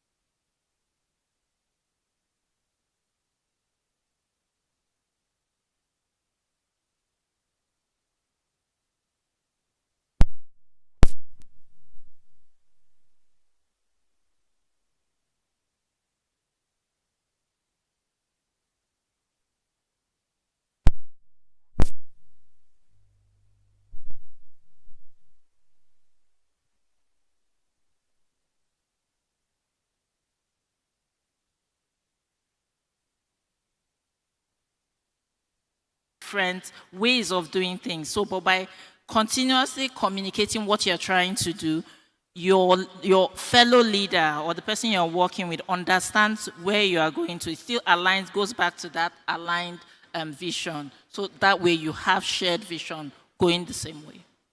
Thank you. Thank you so much. I'm still on you with Dr. Itoro. So how do you now, what do you think about organizations now sharing leadership goals together for accountability's sake, right? I mean, you are co-creating with another organization, but I mean, you need to balance it. How do you balance that shared leadership with another organization? It sounds difficult, right? Because most people will say, no, I mean, we have a culture in my organization. This is what we do. So how do you balance that shared leadership?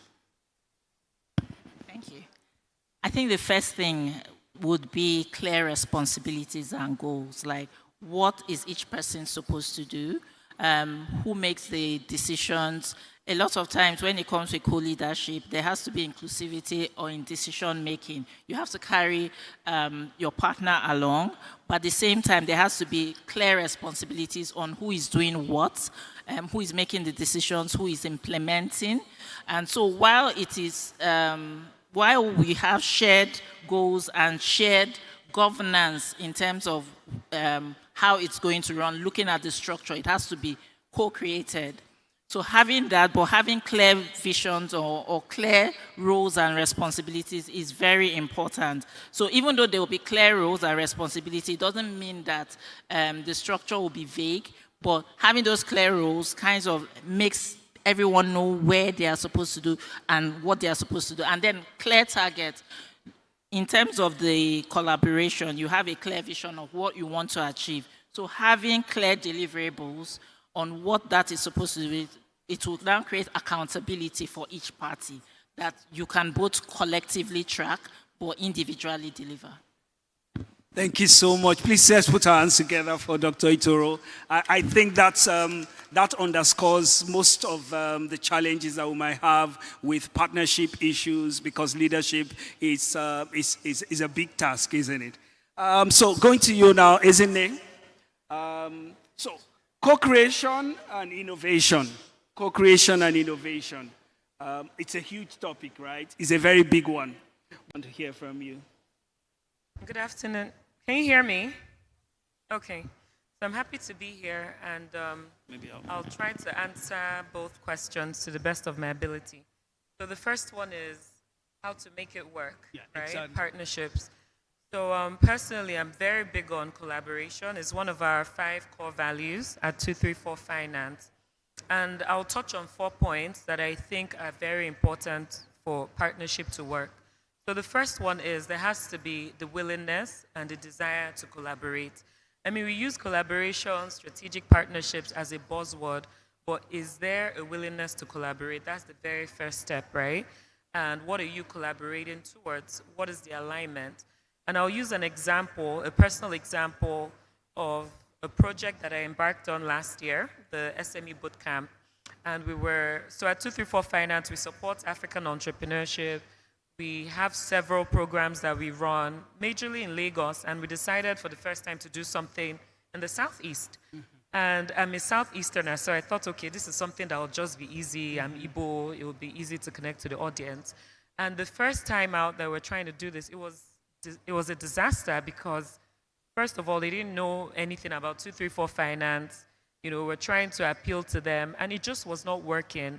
And what did we do? We reached out to Voice of the East. It's a strong media platform that, you know, is based in the Southeast. And we reached out to them and we're like, hey, can we do this together? I don't mind, you know, you can drive it, and if the audience are responsive to you, like, we don't even care how, you know, you're going to push it. And it was very last minute. It was very spontaneous, but there was that alignment towards, you know, empowerment, even though it was what they're doing is from a different context. But we collaborated on it, and it was a successful project that we had in Enugu. So there was that willingness to collaborate. It wasn't about, you know, dragging power or anything. And, you know, I was working with the CEO towards delivering this program. So that is one. Secondly, connectivity. I think that is a very critical, especially in the age that we're in. Digital connectivity is key. There are remote jobs, there are remote opportunities. There are just things that are happening without being in a physical space with someone. So if we're able to have more connectivity in remote parts, I think that would foster collaboration and opportunities. And even for, you know, platforms that are not in Nigeria but want to support this ecosystem and support the work that accelerators are doing to enable the ecosystem, I think that is something that is key. Thirdly, I would say the ecosystem collaboration coming together, having a supportive ecosystem, because for collaboration to happen, it's not just any one person that is driving, it's people coming together and establishing a common goal and a common interest. And there's so many stakeholders that make this happen, from the private sector to the NGOs, to government institutions, to even individuals. You know, I think having that ecosystem support is very, very key to drive meaningful collaboration and impact. And what's the second question again? Okay, so, I mean, the second question is about, you know, sorry. The second question is about maybe you could share some examples, and I know you mentioned in one with the Voice of the East, Yes. and you know, so if you have some other examples that you could share to encourage the audience about, you know, co-creation and innovation and how this has, you know, successfully worked for you. So I'll talk about this in the context of the big organizations collaborating with the smaller guys, right? I think is very key. So, and I'll give three examples plus a personal one. So I'll give the example of, what's the name of this company now? Of Kobo 360 and Olam, right? Coming together towards tackling logistic problems for moving supply chain problems and using technology to drive efficiency, right? And I think it's very important that the smaller guys, the bigger guys don't look at the smaller guys as a threat, but look at them as people, as companies that are nimble enough to drive what they're trying to do in the old-fashioned traditional method, and they're able to leverage technology to get things done in a more efficient way. Then the second example I would use is with the financial institutions, right? I mean, there's SME support, startup is a buzzword right now, but how are we collaborating with different people that play in this space? And we're not competing with them, we're not copying them, but we're looking at them as people that are creating value. Yes, you have the finance to drive a lot of these initiatives, but how do you support them, work with them, not bully them into it? And I don't want to go into that because it can be a bit, controversial and sensitive, but I think it's very important for bigger institutions to look at the smaller guys who are able to use very little resources, get a lot of traction, and see that as something that would be beneficial to them. And we're solving, critical challenges to scale the ecosystem. I'm speaking specifically to the SME and startup ecosystem. There was a saying that I read somewhere that Africa doesn't need more SMEs, but needs bigger companies and scalable ventures. And I think in these type of partnerships or collaborations, we'll be able to really scale industries. Absolutely, and I love your examples. I mean, you've given that wide opportunities for bigger companies to absorb smaller companies, and in form of partnership, and how that can help scale small businesses. Thank you so much, Ezine. Daniel, let me go to you. So I know that, I mean, in your work, you have so much experiences about co-creation and partnership. I want you to point out some challenges and what exactly you saw as a solution to those challenges, and if you have examples of where it had worked, you could share with us. Okay, thank you very much. Okay, can you hear me? One key thing that is a huge challenge for collaboration and co-creation is interest. Like Ezine said, he said willingness to collaborate. Right. Most times, because people are always about their thing, it's difficult for people to really collaborate. And that's why, especially if you see when people want to build something together, when we want to co-create something, and people can't see how that connects to their downline, you see that they don't give all their best to that. So, but one thing we've done to make sure that collaboration happens is defining the vision clearly, so that everybody understands the role this act we want to do will play in everybody's life. For example, I run an innovation hub, and I remember exactly when we decided to form a network of hubs that led to ISN. It was just like friends gisting. We asked ourselves, if government wants to speak to us, who can go and represent us? Are we all going to go together to speak with the government? Okay? If we want to address a matter or a policy issue, what structure do we have to use and solve that problem? Now, it was from that discussion we've decided it's important for us to co-create an organization that bodies the effort we are making as individual hubs. Okay? It started like a WhatsApp group. Now, the first thing we need to understand is that collaboration doesn't need to be complicated. Collaboration needs to be open-minded. First, we started like a WhatsApp group. We called it Hub Owners Village. That's what could come into our mind. And we started adding people to that group. And, we started sharing vision. We started having, we said, okay, let's organize, let's incorporate. It was from incorporation we now got a different name. And then we started sharing opportunities. For example, if I have an opportunity now, the first place I will share it is in ISN network. Why? Because there are other hubs doing the same thing I'm doing. If I don't get it, another person will get it. Okay? You see people collaborate at that level. And then by the time we have seen this, and we started ISN because we saw the successes of AfriLab, Association of Hubs, okay, in Africa. Now, when we saw success in ISN, we also said, let's do the same thing in our subnational level. But the challenge also rises there because most times people think in terms of resources. They think in terms of the resources to share or the things to go for is limited. So they would rather go for it themselves than bring it for all. But without understanding that by the time you go as one, when you are united, that 2 fishes and 5 loaves will always feed 5,000 if you understand the secret. If you understand the secret of working together, you will expand everything you do. Now, I have learned co-creation because co-creation is one of the best way to ideate or innovate. Like, for example, I'm not so technical person.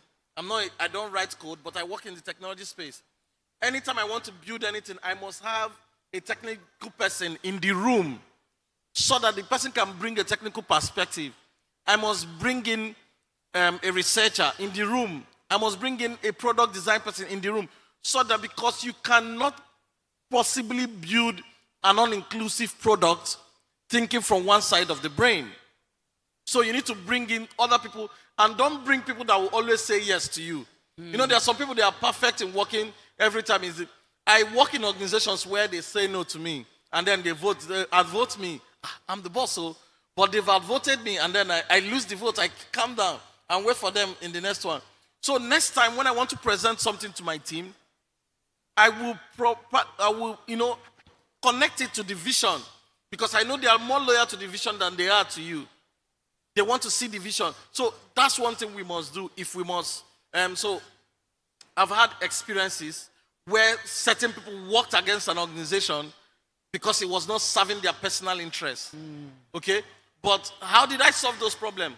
I meet those people and say, guy, this thing you are chasing is small. 1 will chase 1,000, 2 will chase 10,000. Do you understand that arithmetic?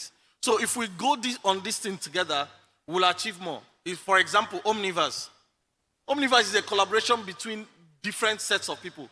There are certain people that are contributing to Omniverse without even saying, what is in it for me?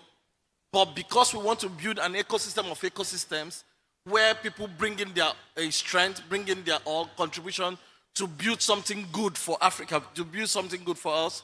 So you see people commit to that. So the challenge will always be, let's deal with selfishness. Let's deal with personal interest. Let's think of the greater good of everyone, and then let's collaborate, okay? And then, if we also can trust ourselves and see genuineness of heart, then, like if I'm having a conversation with you, you want me to collaborate with me, but you're not showing any way that collaboration will better what you know that I'm about. Not today, not in the future, okay? For example, I work in the East. I have hubs in Aba, Onitsha, Asaba, Umuahia, okay? And most recently, Lagos and Owerri. Now, some people want to come to collaborate with you. They come from maybe outside of Nigeria, from the diaspora. They want They are talking to you as if you don't understand what you are doing. I'm coming to bring you value. And then they are talking to you with a portfolio in hand. They just want to come and implement and tick a box and go. They are not discussing with you the overriding interest. How do we grow this ecosystem so that this thing can be sustainable? And immediately I see that there is no sustainability in what you are proposing at every point in time. The first thing I would do is either I give you a bill or I walk away. Giving you a bill because I've seen that you want to come and taste and go. So if I notice that there is no sustainability, there is nothing building collaboration, continued collaboration on this, I charge as a transaction. But if I see your heart has an openness for collaboration and sustainability, I'll open up and then we can work together. Thank you so much, Daniel. Please, let's give him a round of applause because he has shared secrets, with us, practical secrets, right, to, overcome those challenges. Because, those challenges are there, if you agree with me. A lot of people have backed out because of these challenges, but he has been able to, give us some secrets to overcome these challenges. Thank you so much, Daniel. Okay, so Ezine wants to say something. I wanted to touch on something Daniel said, and it's the importance of local, right? Can you hear me? No. So it's the importance of local context, right? And I was going to say it from the perspective of even foreign investors, but you can almost put the people in the diaspora in the same box as foreign investors as well. Yeah. Because if you don't have that local context and you're coming at it from a condescending place, like, okay, you guys don't know what you're doing, and you don't really calm down to understand the local context and the nuances, the unique nuances to be able to solve for those problems, then you're going to have a challenge. But if you're able to come at it, even though you're coming with capital or whatever, you have to also see the value that somebody that is not bringing capital but bringing local context and the know-how to go around some of those nuances, because it's so easy to get frustrated dealing with those challenges if you're not, working and in sync with people who are already doing that. Thank you, Ezine. Don't create the challenge before you even execute. That's awesome. So, Ibuku, you want to say something? Oh, yes. To buttress what he said something about roles and responsibility in co-creation. I think it's very important. That's a very Please speak up, so he said something about roles and responsibility in co-creation. It's very important. I think to back it up again, it's very important for you to have a framework agreement in place. Yeah. Because people respect agreement. Or else, I've seen it happen so many times. You have shared vision, you have shared mission, and it's not working, and people just walk away. And you've invested time, you've invested resources. So having a framework agreement in place and getting a lawyer, that makes a whole lot of difference. Thank you so much, Ibuku. And so I just go to you straight, Ibuku. Collaboration and execution. What are the pitfalls in execution, right? Considering collaboration, what do you think are the pitfalls? So, for me, some of the pitfalls in collaboration is extremely very important. I think, to what was said, it's good for you to have complementary skills. It's extremely very important. So you can be very social, like you can be very strong in marketing. Another person might be more detailed person. Maybe someone can be in finance. Another person can be very strong in processes and systems. That can be in operation. So I think having strong multiple skills is extremely very important in collaboration. Some of the pitfalls coming of is not having that proper strategy, because at the end of the day, what do you really want to achieve in collaborating? What is the strategy? Are you looking at creating impact? Is it value, profit at the end of the day? So all these are very, very important terms as well too. Then for me, not having a well-defined selection process in the collaboration. How do you profile your partners is extremely very important. Are they people of credibility? Are they people of value? Do you just come? How do you go to the back end to profile this guy? Look, this guy is really going to bring the value. Then what are the selection process in doing that? Like, I can give an example of what we've done in collaborating with my board. For example, when we sit down, I want to collaborate with a company. We go abroad, we go locally, we do background search in the person we really want to work with. That, look, is this guy? So we have prior information about you. So those are very, very important as well too. Then the risks is extremely very important. in collaborating, I can remember there was a time a company came from the UK and wanted to come and collaborate with us in Nigeria, and they spoke all the grammar in this world, and we listened to them. Obviously, when the company now is in the UK, we bought data on this company, we look at their financials. This is a company that's just been open for about a year. So I think that risk profiling is extremely very important as well too. So complementary skills, risks, and what clear strategy do you have? So these are some of the pitfalls these guys have. Okay, so thank you, Bukum. But I'm just thinking, do you have a special strategy or plan on how to avoid these pitfalls before it comes? Because most business owners, hubs, won't envisage this. You just want to strike a deal and then you want to make money, right? But you are not looking at that pitfall. And so when that comes, it becomes something that maybe you need to retract or you need to re-strategize. But ahead of time, how do you avoid this? Okay, so I think I will focus more on two parts. Like for us collaboration employees, obviously within the employees, obviously we have a guiding framework that dictates a guiding framework or guiding principle on how we work internally, code of conduct. Then at the board level as well too, we have a management structure framework on how to do it. So there are set criteria that we actually use in profiling these companies, like, okay, who are these companies? How long have they been in business? There are certain questions you need to ask yourself. How long have they been in business? Which company have they worked for? What are their financials? Who are the people running this company? What are their profiles? Where have they worked before? There are certain variables that we use. Those are the kind of framework that helps us to and we just don't. We measure them as well too. So we have this current algorithm. We profile them. We can say, okay, you know what, 70%.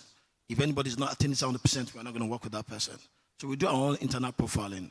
If you score above 70%, you're fine. Below 70%, that means there's a risk profile of 0. And yeah. Thank you so much. And I wanted to ask you a last question, but you just answered that question. Okay. Stakeholders, how do you how do partners measure impacts, in this? You just mentioned it, and I think that's awesome. So Dr. Tori, you want to say something? Yes, just to add to that, in terms of the KPIs that you mentioned, I think it's also very important to put milestones. So to review what you've done together. So if you put milestones from the beginning, so you don't do it in hindsight. You kind of have to do it while you're conceiving the partnership. So if you put those milestones there, you have opportunities to make checks. Is it working? And how can you make it better? Or is it that the collaboration isn't working? And then you are able to now discuss it or see if it's better. The collaboration doesn't happen, but then it's amicable, and then you're able to look into that. But putting those measures there, where sometimes they do it, you put it maybe a 3 months, a 6 months, a 1 year. It helps you it helps the partnership to become stronger, where you are able to review what are the strengths, what are the weaknesses, how can we address them. So those milestones I think are very important. Thank you so much. Absolutely. So in 1 minute, 1 minute each. Starting with you, Daniel.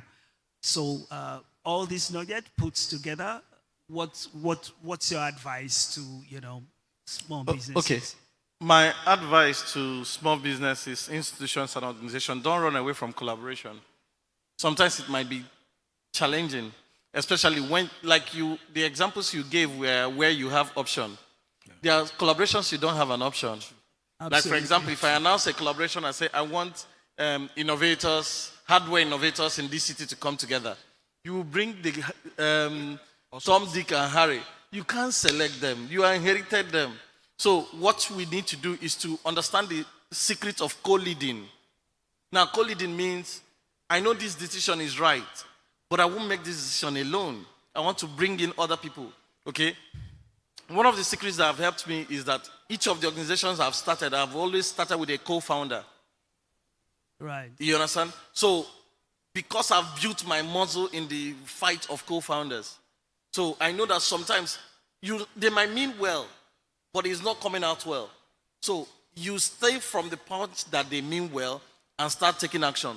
But if you try and try, it's not working. You need your mental state correct. Absolutely. You walk away. And the truth is that collaboration is a willing thing. If I try, I make effort, you are not collaborating, I call you out and then walk away. And then so that you know the reason I'm walking away. We can still remain friends, but with respect to collaboration, we can't do this thing. And then we also need to know the difference between collaboration and partnership. Absolutely. It's not every collaboration that should lead to a partnership. There are some collaborations that will end there as collaboration. Then there are some collaborations that can now graduate into partnership. Then you now start thinking in terms of legal documents, defining roles and responsibility. Don't do co-founding without defining the role of each of the co-founder. Then, if you are co-founding a business together, make sure that the business hires the co-founders with their roles defined. Absolutely. And then also state the terms of the solution. What happens when this does not work again? Clearly state the terms. Talk to a lawyer if your collaboration wants to move to partnership and into formation of an organization. Thank you. God so bless much. you. Thank you so much, Daniel. Isn't it? Out of Omniverse now, 1 minute, what do we expect? Impact of collaboration or co-creation? What's the expectation? We just want people to come for 4 days and then you go away. So in 1 minute, please. Okay, I'll leave you with 3 things. So the first is play to your strengths, right? If you're able to play to your strengths and you see that there are gaps that you have, then you focus on those collaborations that fill those gaps, right? And when you're able to do that, you're able to have more meaningful impact. That is one. Then secondly, you need to increase the pie, right? I find that a lot of us, especially in this region, we have a scarcity mindset. And when you have a scarcity mindset, you're always scared of competition as opposed to collaboration, right? So why don't you change your mindset and look at people that you're looking at as your competition as people you can collaborate with and chase bigger things together. And the third thing is the sky's the limit, right? Once you're able to come together, collaborate, and build scalable, really scalable ventures, then the sky's the limit. And, in the digital world, there are just so many opportunities that you can tap into. And leveraging on people that you can co-create, collaborate with, that would, help you get even bigger, projects. Absolutely. Thank you so much, Ezine. Itoro, 1 minute, please. Just wrap it up. Okay. What I would just say is be visible. We are here at the Omniverse. I would like to ask that everybody here tell people what you do. You will not be able to collaborate if people don't know what you are doing. They would reach out to you, reach out to them, but be visible. Don't leave this place today. Don't leave the Omniverse event, this summit, without telling at least, maybe every day, tell at least 5 or 6 people what you do. Actually tell them what you do, what are your strengths, and if you need help, what kind of help you need. Because sometimes we meet people that have opportunities. They are not going to use them, but they know people that can solve some of those problems or those challenges or those issues that you have or those needs that you have. So by talking about them, being visible, talking about them, saying what it is, you would find solution to what you need. So please be visible. Thank you so much, Itoro. Ibuku? Yes. Just 1 minute. So there's strength in collaboration. There's strength in diversity. For me, I embrace diversity. From us as a business, is a key strength that we always leverage on. And depends on the kind of collaboration as well too. If you collaborate with small companies, you help them to grow. You help them. You don't have to do everything all by yourself. You help them to collaborate. And you know what? It helps you to build your goodwill. Goodwill in business is extremely very, very important. It's an intangible asset that you just don't know who's watching.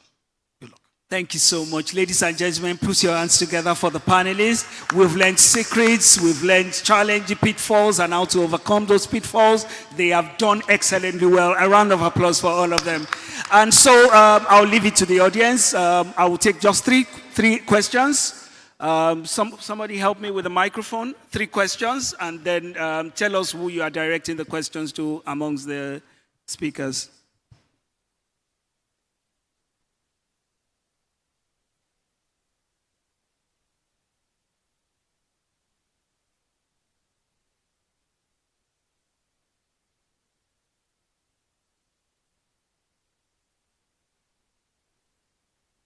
Is there another mic on the table? Okay.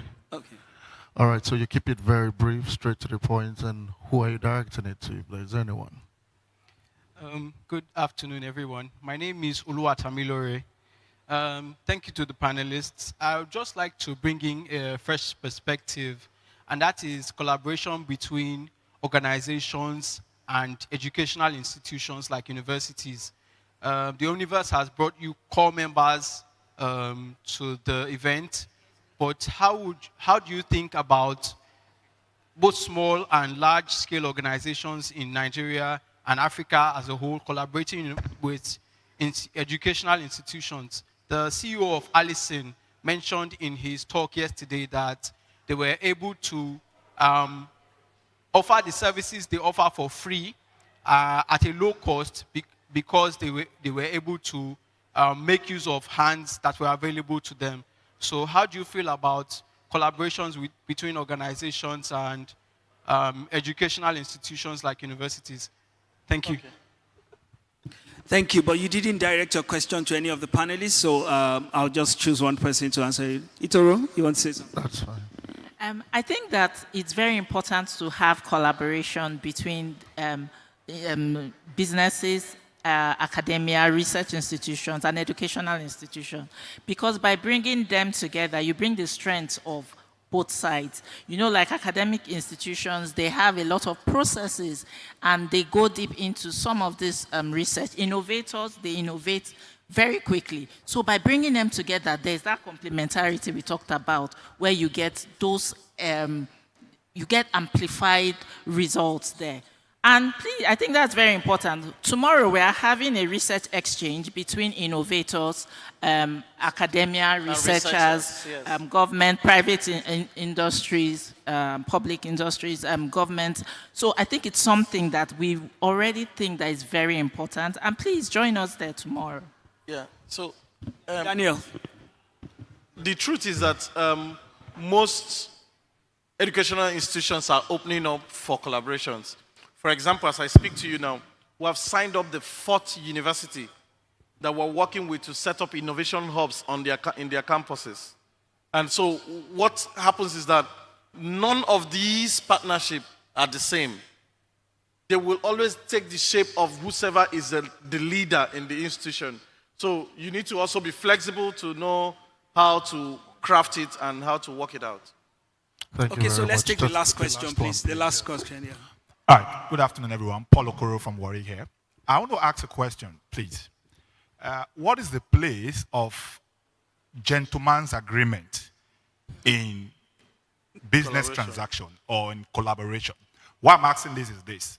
I've had a case where somebody came to my hub, Warri Innovation Hub in Warri, and offered me to collaborate with me. They want to do a program. I said, okay. But at the point, I was skeptical about, oh, bring paper and make us sign. Because we're just having this conversation. And you said, Daniel mentioned something about trust. So I trust this individual to an extent, but I felt I made a mistake because if I had demanded I would sign everything at the very first conversation we had, maybe I would have got burnt. But now, the individual came to my hub, you know, people came to inspect the hub as his own, did everything, and when it was approved for the program to implement, he took the money, went somewhere else and rent a different space. All right, so I feel like if I had put those documents in place before now, maybe I would have avoided that. But again, there's a part of me that feels like it's not every time somebody just comes and makes an offer and you say, let us sign documents. So I want to ask if it is relevant to have that trust, a gentleman's agreement with somebody before you get to the point of, you know, signing papers. Okay, so I'll just give half a minute to Ezine and Ibukun. Just half a minute, please, quickly. Okay, so this is my personal experience with agreements, right? If you don't trust the person that you're dealing with, and you don't trust the person's integrity, then an agreement is not even relevant. Yes. Because guess what? Even when people sign agreements, they can still not follow through with what you guys have agreed. So how you tackle that, and this is what I do, right? I would always test you. I would always test you. If we're talking about a huge project, I will find something to test you for your character and how you behave in that small test, right? And that's going to, most likely than not, give me an indicator to your personality. Yes, it's very important to have something in writing, but in this part of the world, people don't even honor agreements anyways. So it's really about the character of the person that you're dealing with. Are you able to also stick to your side of the agreement, right? Thank you And that so is much. very important. So Thank always you. find a way to test. Thank you, Ezine. Ibukun, half a minute, please. Okay, so for me, I think people's interests change along the line. Yeah. I mean, that's just life. So for me, to want to trust you, I must have a relationship with you. Absolutely. But at times I can take you on face value. And you know, well, so having a proper agreement in place, it just protects the two of you. It's no big deal, really. Just have it in place. And you know what? People respect agreement. No matter what, even if you walk away, once the agreement signed, people behave. Thank you, Buko. Ladies and gentlemen, please put your hands together for my panelists. They've done excellently well, and thank you so much. Thank you very much. Ladies and gentlemen, can we make the applause a little bit more resounding? Can we clap for the panelists one more time? Can we do it together? As they just step forward for their photo ops. I know that. Thank you so much. I know that, especially when it comes to conversations such as these, they can become very engaging. But I think the beauty about being at the Omniverse is the fact that our speakers don't come in and speak and then leave. So if you do have a few more questions, there is a TechQuest booth at the marketplace. You could always go into the TechQuest booth, ask for Dr. Itoro as well as the fellow panelists, and they will have this conversation and take it up further after their panel discussions. So Dr. Itoro and team, thank you so much for that very renowned and informative session. I think our clapping can be a bit better than that. Thank you very much. Thank you very much.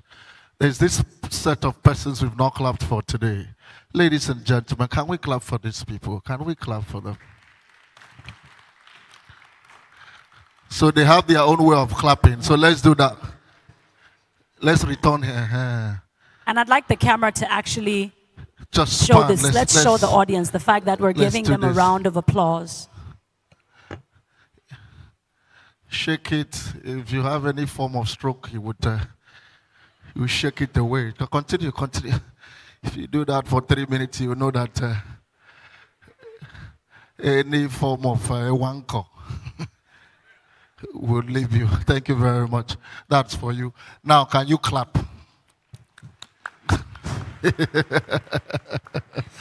All right.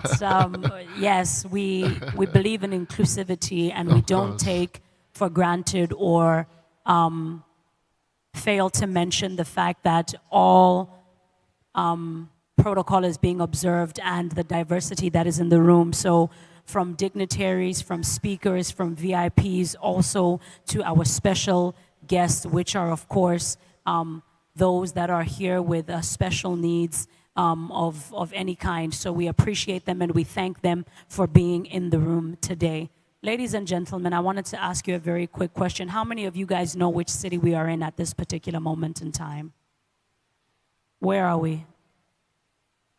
Which city are we in right now? Yesterday, the Consulate General of Germany, I want to believe, said something. He started his address with, "This is Lagos, this is Nigeria."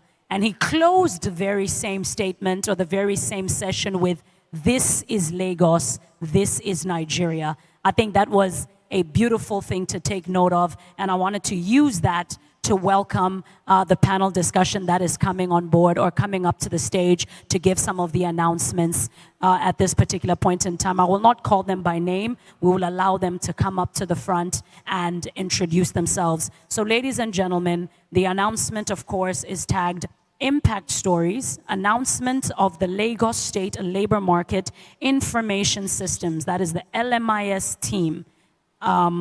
And that is going to be addressed by the LSETF, which is the Lagos State Employment Trust Fund. So can we give them a round of applause as they come? Because as you know, this is Nigeria, this is Lagos. Lagos. I'm very certain we can clap better. They are coming. Put your hands together for them. See the inclusivity. We've got two Lagosians. One is lighter than me, by the way. Wow, wow, wow. Hey, how you doing? I'm very well. Which part of Lagos are you from? Come and stand here. Yeah, you did. Okay, you need a mic. Thank you so much, sir. Okay. Good evening, ladies and gentlemen. Thank you so much. Thank you so much for making it with us in this main stage of the Omniverse. And thank you so much, obviously, to the Omniverse organizers for letting us have this little moment of visibility and this chance to give us a glimpse, an insight about the journey that we are in at LSCTF. Miss a word about that. I'm here on stage. My name is Mathieu Michel. I'm head of employability at the Lagos State Employment Trust Fund. I've been happily placed there out of a partnership with GIZ 2 years ago. I'm here on stage with Oyinda Mola-Agbeyemi, our Director of Programs and Coordination in the same organization, the Lagos State Employment Trust Fund. So the reason why we are on stage right now is simple. At LSCTF, in the first place, we work with small businesses, giving loans to small businesses. Then, over time, we started also giving training, skills training, bridging the skill gaps. And then, pretty soon, in events such as this one, came to us the question of backing all of this with data and making better decisions, orienting our programs better, designing them better, using data. So in 2021, we were mandated to develop for Lagos State some analytical solution around the labor market, the so-called Lagos State Labor Market Information System. 2021, we were mandated to do it. 2024, last year, we officially inaugurated it in presence of Mr. Governor. And now, 6 months after, I'm delighted, very much on behalf of the Lagos State Employment Trust Fund, to share with you our progresses. And please, we can send the video. Lagos, a city of dreams. Lagos, a city of dreams, ambition, and rapid growth. As Africa's economic powerhouse, Lagos thrives on innovation, commerce, and opportunity. But to fully realize its potential as a true mega city, data is essential. Reliable information helps drive policy, create jobs, and build a sustainable future. Ladies and gentlemen, welcome. A special thank you to Omniverse for hosting this session. We are the Lagos State Employment Trust Fund, dedicated to job creation and economic empowerment. On the 3rd of July 2024, at the Lagos State Employment Summit 3.0, a major challenge was identified by the keynote speaker, Bola Adeola, OFR, which was the lack of reliable employment data across Lagos State. In preparing for this talk today, data was very elusive. However, effective interventions require data to track progress. We need clear indicators to measure the success of job policies. How do we develop solutions where there are critical data gaps? We cannot change what we cannot measure. That same day, alongside Mr. Governor, Mr. Babajide Sanwo-Olu, we launched the Lagos State Labor Market Information System, an initiative to set a new benchmark for employability data in Lagos State. So on behalf of the board and the management of Lagos State Employment Trust Fund, I want to formally, and on behalf of the good people of Lagos, launch the Lagos State Labor Market Information System. This is still work in progress. It's a moving part. It's an information that will organically be growing, wider and wider. Let us put it to use. Let us put it to test, and let us ensure that innovation and creativity works and work well in our systems. The Labor Market Information System is an important system that helps the labor ecosystem, both from the demand side of labor and the supply side of labor. Ultimately, it's bringing data that helps you make an informed decision around where you want to work, what sector you want to work, what skill set is required. All of that data is required for anyone that's looking for a job or anyone that's looking to get hired in a job. Having data at your fingertip makes it easier to make any decision. Imagine logging on to lagoslmis.ng and finding out certain information that helps make an informed decision on where I want to work or what skill is required for a particular job sector.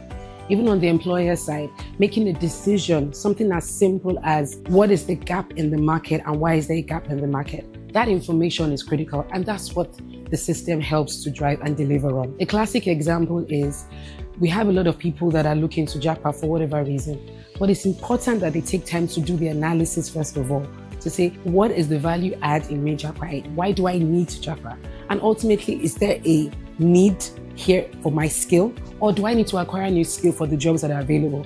But all that information and more can be found at the fingertip, whether checking online, on their phone, but ultimately making sure that they're using that data in the right way. It's important for anyone going to access the system, lagoslmis.ng, to ensure that data is readily available at their fingertips. First things first is the need to collaborate, because if you make data available, other people can benefit from that data. For anyone looking to collaborate, or anyone looking to do research on data, you can check out lagoslmis.ng to find out information on our dashboard. In addition, you can look out for our insight reports, LSETF reports on our social media, all of our handles, and that information is readily available for you as a journalist, as a job seeker, a collaborator, an educator, an employer. Everyone on the demand and supply side of labor has something to benefit from our dashboard and our website itself, lagoslmis.ng. From government bodies to schools, from job portals to trade unions, various organizations already gather valuable insights. Our mission is to aggregate these data sources, make them public, and extract actionable insights. Let's explore how it works. Simply visit lagoslmis.ng in your web browser or on your smartphone. Click on the dashboard button to access interactive visualizations. No login or registration is required. It's free and open to everyone. Here are some key findings from our current data collection. Job offers. A steady flow of online postings signals ongoing opportunities. Job seeker profiles. Many applicants lack qualifications or experience. Upskilling and job matching are critical. Student demographics. A gender gap in tech education persists. Scholarships and role models can drive change. Looking ahead, we will expand our data collection through LSETF application portals and contributions from partners through initiatives like our public-private dialogue sessions.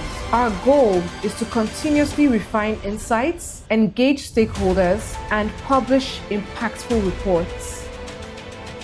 Are you part of an organization that collects labor market data? A journalist or researcher eager to analyze employment trends? Register your interest with us. Explore the LMIS, leverage its insights, and contribute to shaping Lagos labor markets. Together, we can create more opportunities for all.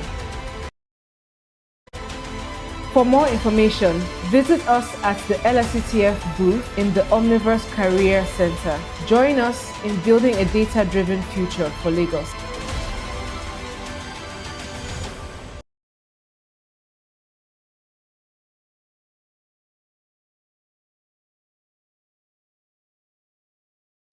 Is that how you are clapping for a Lagosian? Clap for him. You cannot be doing this much in Lagos and we do not give you a name that resonates. I was literally about to say that as well. Yes, we need to give you a name. So will you pronounce the name if I give it your name? So your name here in Lagos is called Olatunde. Olatunde. Olatunde. Please, let's give it up for Olatunde. Try one more time. Let me hear you. Olatunde. Come on, ladies and gentlemen, put your hands together for him. Thank you very much. Thank you very much. Please, you can now go back to your seat. Tell them that we gave you a name at the Omniverse. Go. Awesome. Ladies and gentlemen, I'd like to now welcome, I know we're a bit behind time and I apologize for that. I'd like to welcome the third panel session for the day.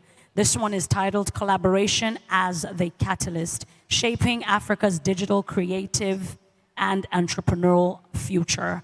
I'd like to call to the front very quickly the Chief Innovation Officer at the UNDP Nigeria and the head of UNDP Innovation Center Nigeria, Mr. William Tsuma. Can we give him a round of applause as he comes to the front? Ladies and gentlemen, we are more than an applause. Let's do it louder. Let's do it louder. Let's make it louder, please. Thank you very much. And then also accompanied by him, I'd like to welcome People Management Lead at AfriLabs. This is Orihu Imosemi. Please clap for her as she comes to the front. I know we can clap better now. Ladies and gentlemen, let's do this. Let's do this. Next up, we've got the Managing Director for Pulse West Africa, Fiona Weeks. Fiona Weeks, ladies and gentlemen, put your hands together for. Women, you are not clapping for your fellow woman. Can you support your fellow woman, please? The Managing Director, Impact Hub Lagos. Akinde Idon. Ladies and gentlemen, please put your hands together for him. No, we can do better. Also, the moderator of this panel, my dear friend and brother, managing partner, Upulu Africa. Ladies and gentlemen, all the way from Akwa Ibom, put your hands together for Dr. Odion. No, Upulu Africa, can you clap very well for Dr. Odion, ladies and gentlemen, as he comes and help us moderate this session. Again, the title for this panel discussion is Collaboration as the Catalyst, Shaping Africa's Digital, Creative, and Entrepreneurial Future. All right. Good afternoon, everyone. Or is it evening now? Good afternoon. So my name is Odion Akpan. I would be moderating this session. I lead the team at Ubulu Africa, and I guess why I'm here is because our mandate is to foster collaboration within the ecosystem. For example, we support and foster the growth of small businesses and startups in Nigeria and Africa. We also work with the corporate organizations to foster corporate innovation excellence. That is midwifing that interface between corporate organizations and the innovation ecosystem. And then finally, university-industry collaboration, because the universities are out there trying to do research, trying to find out ways to do stuff and not to do stuff. And some of those their findings need expression in the innovation ecosystem. So with that in mind, I would be welcoming my esteemed panelists who will be helping share their experiences with collaboration. And why are we talking about collaboration today? It's in the spirit of the Omniverse. Thank you very much, Charles and team. The Omniverse is intent on bringing people together from different ecosystems, bringing organizations together to ensure that we unlock the value that collaboration brings.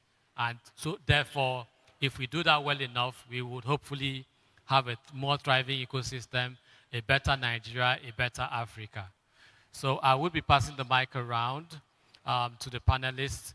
You have about 2 minutes tops to introduce yourselves and let the audience here know what you're about, what you do in your organization, and I guess what collaboration means to you. 2 minutes, max 3.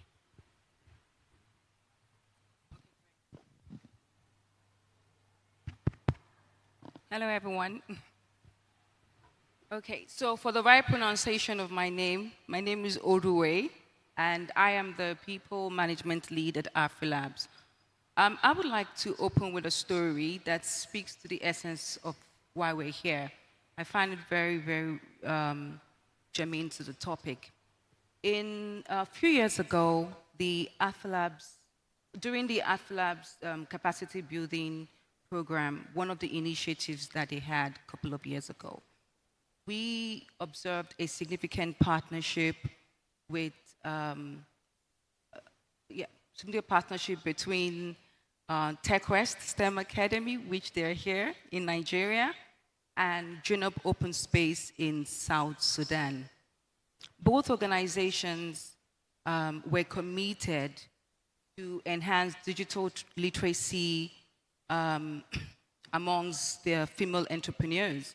but they were saddled with the challenge of scaling their impact, as most of us can relate to, right?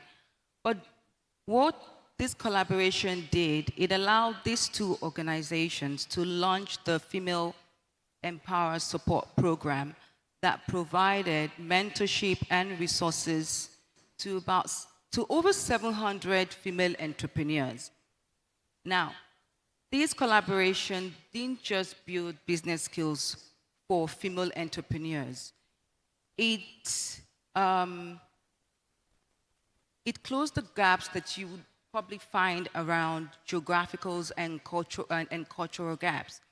And it also allowed, it also allows the organizations to, to manage the challenges at scale. So again, with such structured collaboration framework, one can see that even cross-border partnerships can also drive a meaningful impact in the continent. You're welcome. Round of applause for that, please. Thank you very much. Round of applause. Yes, so Dara. Good afternoon, everyone. My name is Dara Kolkriko-Debo. I lead private sector engagement for UNDP in Nigeria. I work out of the UNDP Innovation Center in Lagos, where I lead partnerships and innovation and ecosystem engagement. In a nutshell, collaboration is pretty much what I live and breathe. It's my day-to-day. I'm tasked with ensuring that the UNDP in Nigeria is more of a private sector partner than we've been in previous years. So I lead the work that we do on that, and also our offering to the innovation ecosystem in Nigeria through the Innovation Center in Lagos, and lead our partnerships on that. So please feel free to reach out to me, speak to me if you have any ideas and ways we can partner. Thank you. Round of applause, please. Okay. Good afternoon, everybody. My name is Fiona Weeks. I'm the managing director at Pulse in West Africa. I think most people know Pulse for our media brand, Pulse Nigeria, but we're actually in 6 countries across Africa. So Nigeria and Ghana are my babies in West Africa. We have teams in Kenya, Uganda, Cote d'Ivoire, and Senegal as well. The other side of Pulse is our marketing consultancy, where we work with brands, NGOs, and governments on marketing strategy and campaigns. So on both sides of our business, partnership plays a huge part, which is why we're quite excited to be a part of this conversation today. I think some of the ones that have been most exciting for us are where we can partner our audience on the media side, where we focus on youth audiences in Nigeria. That's our target audience. That's who we want to speak to. And when we can develop collaborationships and partnerships with entities that are focused on improving the livelihood, employability, and overall economic well-being of young people in Nigeria, we love those types of partnerships where we can get that information directly to our audiences and improve their day-to-day lives. That's kind of the sweet spot for us. Thank you. Thank you. Round of applause, please. Yes, Mr. Ido. Hi, can you hear me? Awesome. All right, so thank you for having us here, Charles and the Omniverse team, the ISN team, and all other partners. My name is Idowu Akinde. I lead the local team at Impact Hub Lagos. Impact Hub Lagos is one of 120 impact hubs in 70 countries around the world. By definition, collaboration, aka partnerships, is baked into our DNA. We typically reach out to other hubs across the world to leverage strengths. And this DNA is visible in the work that we do. So what do? We do 2 things. One is we do one thing, which is that we provide entrepreneurship support. we help people build their businesses. But we do this one thing in two major ways. One is to provide co-working spaces.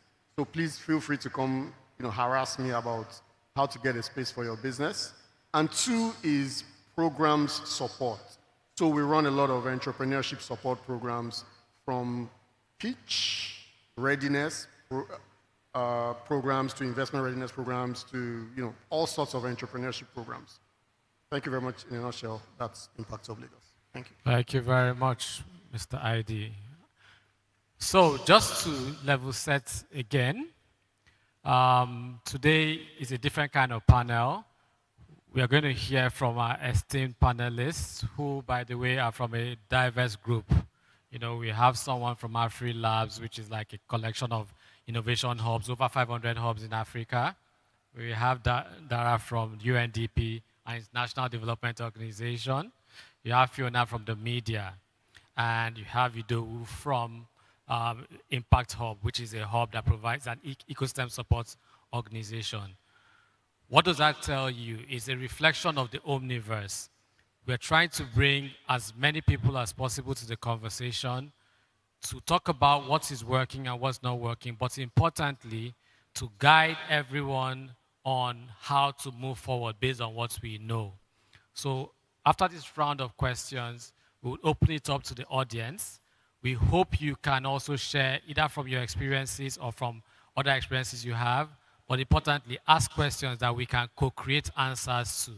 So let's make it as interactive as possible. I know it's after lunch and maybe the food is kicking in, but we expect you to, participate keenly. So my first question will be to Fiona. Yes. I asked her the question because as a media person, you've seen collaboration work. People come to you from different walks of life. And where we are today with the Omniverse and generally with the innovation ecosystem, where we have the creatives we are bringing together with the tech people and the media people, how do you see your industry or what you practice helping to bring these people together for collective progress? Yeah, thank you for that question. Thank you for putting me on the spot to start. I love it. Yeah, I think media plays a huge part. I mean, even looking at the Omniverse, we are quite honored to be a media partner with Omniverse this year, with Pulse Nigeria, as well as our other brand business, Insider Africa. We have an audience where we're reaching over 30 million people every month with our media platform. And being able to leverage that access to those people to share these opportunities, tell people about Omniverse, tell people about the job hub that's here, all of the different opportunities that are taking place at this event and others. That's kind of what we are able to leverage, and that's what we feel is important for our audience to share. Of course, there's the entertainment side of media, which is what everybody loves and gets them started. But we also feel, talking about impact, it's our responsibility as well to educate, to inform, and ultimately improve, our audience in any way we can. I think one thing I would also just want to add, right, in terms of partnerships, right? I think back to something we did with the Swiss consulate and IOM, which is an organization dealing with migration issues across the country, but we were dealing with their Nigerian teams. That was, this is one of many types of partnership campaigns we've done in the past, but that one was quite eye-opening because the amount of commentary coming in from our audience, this thing happened to my sister, this thing happened to my cousin, oh my goodness, I've been seeing people advertising this job thing, I didn't know this is what it was, right? And seeing the impact of that partnership on our actual audience directly, that's kind of where the place of media is not just, again, to entertain, it's to do this informing, and a lot of that is possible through partnerships like Omniverse and others. So, yeah. Great, thank you very much. A round of applause for her, please. And please confirm you can hear us well. There's a bit of an echo. Can you hear us up here Oh, great. All right. My question to you, Oruhe, AfriLabs. So, and essentially, we are just sharing experiences so that the audience can borrow or use, but also giving an opportunity for all of us to know what best ways to move forward the collaboration. Your organization is a Pan-African organization, and I'm sure collaboration is in your DNA. Can you share, what you think are the lessons we can learn from your organization? If you like, you can share challenges, but essentially let us know what ways we can learn how to collaborate best for the ecosystems that we're trying to build. Whether it is creatives, the innovation, gaming, everybody. How can we learn from AfriLabs? Sure. I mean, just as you said, that we've got over 500 hubs, and over time we've seen how partnerships unlocked opportunities that not one single player could have been able to achieve. And I think it's because we've come to understand that collaboration isn't optional, right? It's the engine that drives the Africa's innovation ecosystem. So, I mean, I'd like to give an example with the Catalytic Africa's impact that some of us might be familiar with, but it's spot on as to the impact of such a program could do. When AfriLabs partnered with the Africans Development Angel Network, ABAN, right, we built about 10 million co-investment pool that de-risks investments and also allows startups to have access to secured funds, funds that normally they wouldn't have been able to have. Now, that partnership was built on a structured framework.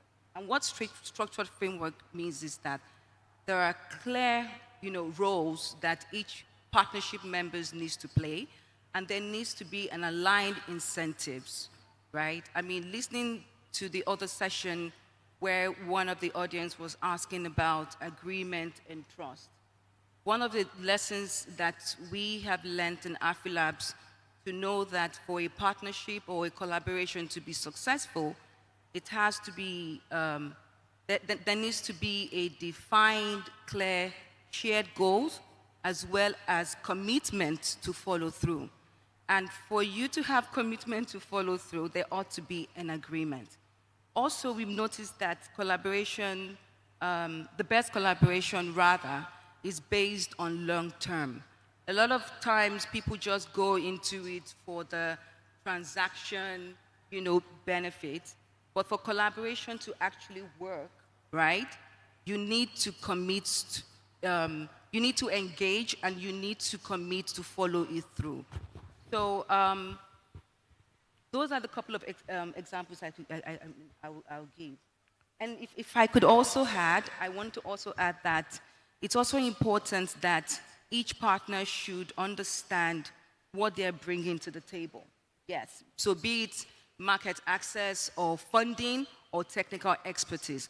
But all of these come around a framework that needs to be properly aligned, well understood, right, for a better execution. All right, thank you very much. Thank you, very helpful. Thank you. Round of applause for her.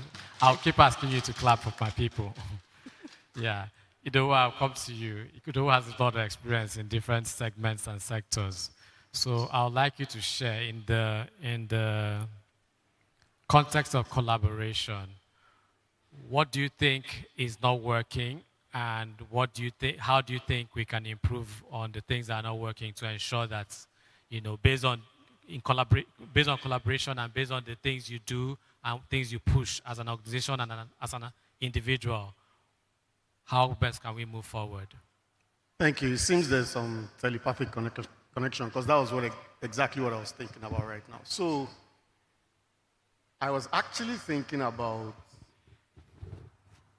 the unique nature of problems in Africa.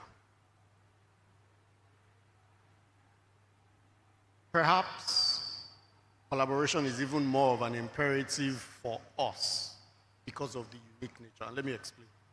So the first wave of e-commerce startups, Jumia, Konga, and the rest, spent tens, if not hundreds of millions of dollars on that wave, only to discover later that everywhere that e-commerce has succeeded around the world required a stable infrastructure, logistics infrastructure, right? Layer, like an operating system.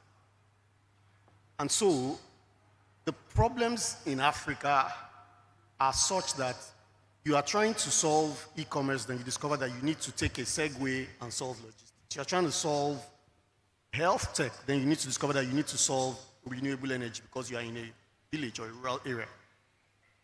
Is this not a case for collaboration, right? So even just thinking about the basic nature of the kinds of problems that we are blessed with, right? Because I like to see problems as blessings in disguise, right? If we don't collaborate, we probably won't solve anything, right? So if I may come from that angle, I hope does that answer your question. Yeah, impressive. Round of applause for him. So I like the way he puts it, that the problems in Africa, require you to collaborate. If not, they're insurmountable. I agree with you. So Dara, I'll come to you. Similar question. You are from a different segment or sector. What do you see not working? And how do you think we can do this collaboration work better based on your experiences? Thank you. So, I'll write on what Dr. Akinde said. When you are trying to solve a problem, you tend to realize that there's a foundational issue. So the analogy I like to use to describe it is trying to build a house that doesn't have a foundation, right? You have to sort of take a step back and go into fundamental problem solving. So I'll give an example. One of the initiatives that we're running out of the Innovation Center is development of innovation hubs across the country. We're partnering with federal universities for 10 of them for now, and we are also developing community innovation hubs for atypical innovators. And what that means is we're not looking, those community innovation hubs are not looking at the guys that can come to Impact Hub or the guys that can come to CC Hub, right? We're looking at guys that don't have that access. So trying to put those centers in let me call them rural communities, right? We're trying to help a farmer in Niger State who has been using the same method for maybe 3 generations to try and harvest their crops, to be able to potentially put in a 3D printer there that might print something that can exponentially improve their harvest, right? And you spoke about it, Dr. Kinde. This I can speak to personally because I actually went into Niger State for this scouting, and you find out that there are areas that, like you said, have no power. There are areas that have no, excuse me, there are areas that have no coverage in terms of telecoms. There are areas that have no, even security, right? And it became a situation where before you develop these innovation hubs, how do we work with telco to ensure that there's coverage? A lot of the players there, for example, in the agricultural space, spoke about leveraging new technology like drones. But it's difficult for them because internet connectivity to be able to control, power to keep their drones charged. We're speaking to renewable energy companies as well. So I think when you bring in the development, you can't take away development or fundamental development challenges from trying to solve innovation problems. You can't put an innovation hub where there's no infrastructure to actually keep the lights on in the first place, right? So those are the things that we're seeing and we're trying to address as well as alongside the implementation of the plan, right? So the short answer to your question is fundamental infrastructure.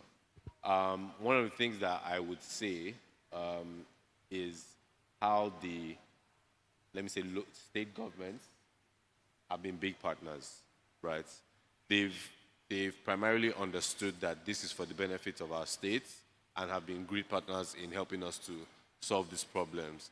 And I think that's something that maybe in the past was not always, forthcoming in terms of partnership with government for improvement. But I'm seeing it change, or I'm seeing the change on a regular basis. All right, thank you very much. I'm gonna clap for my person. Thanks to Lagos State. Thank you. So in the spirit of interaction and collaboration, I'll spend some time with the people in the crowd. Maybe we have time for about 2 questions. Who can help us push the mic? Okay, yeah, great. So any questions from the audience? We need 2 volunteers. And just to help you think through your question, the panel session topic is collaboration as a catalyst, shaping Africa's digital, creative, and entrepreneurial future. We have come to realize, especially with the Omniverse, that the different ecosystems need to work together collaboratively if we are to have a chance at delivering, the dividends of progress and prosperity. So any questions for the panelists or any comments that anyone wants to share? There's a lady there. Okay.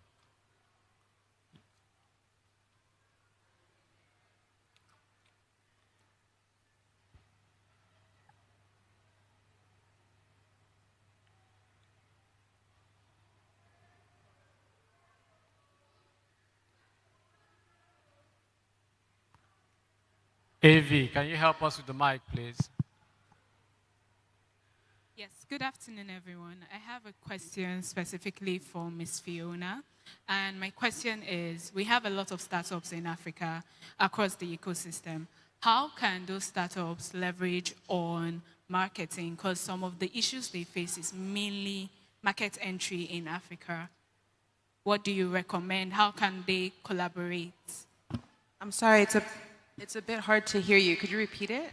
Okay, my question was that how can startups in the ecosystem leverage on media partners?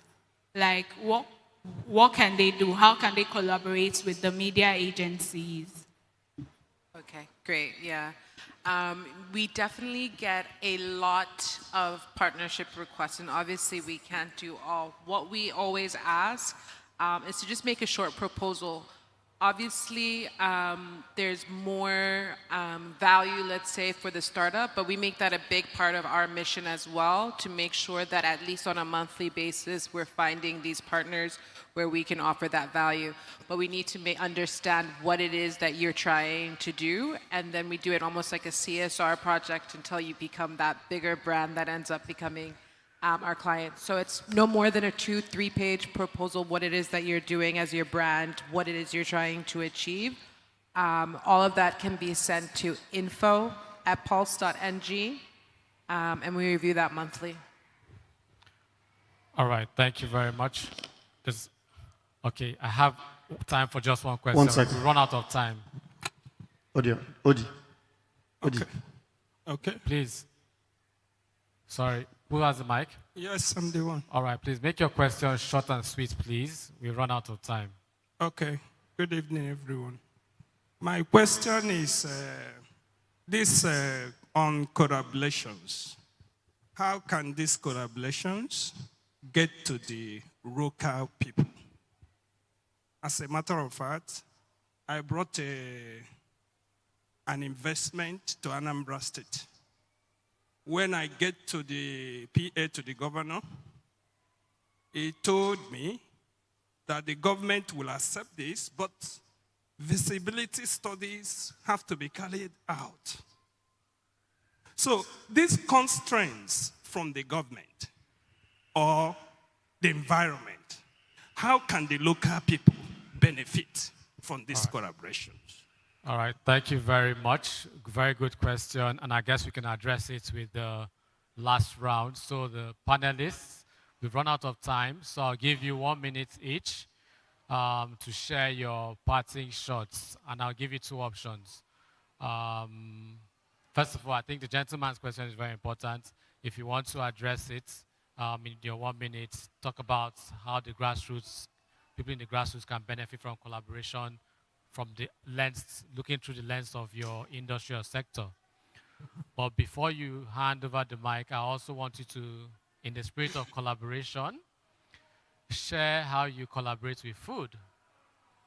Yeah, so that the audience can know you, because we bring you here and people listen to you talk about the high level stuff. I want to know how, for example, I'll start with myself. I like to collaboratively combine plantain and beans. That's dodo and beans, right? Okay. So, Ore, next, you can handle the mic. Okay. Your parting shots, 1 minute each. I'm going to use 30 seconds to try and answer the gentleman's question and 30 seconds with my parting words.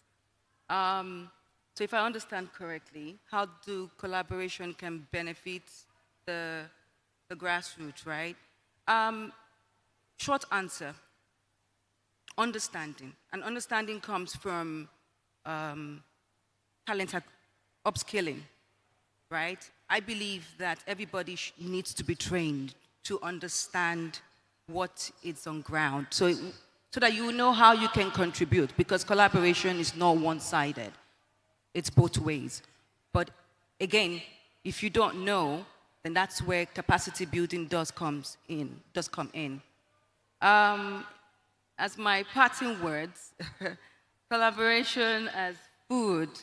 When it comes to food, I love to collaborate any delicacy with vegetables, because I love to eat.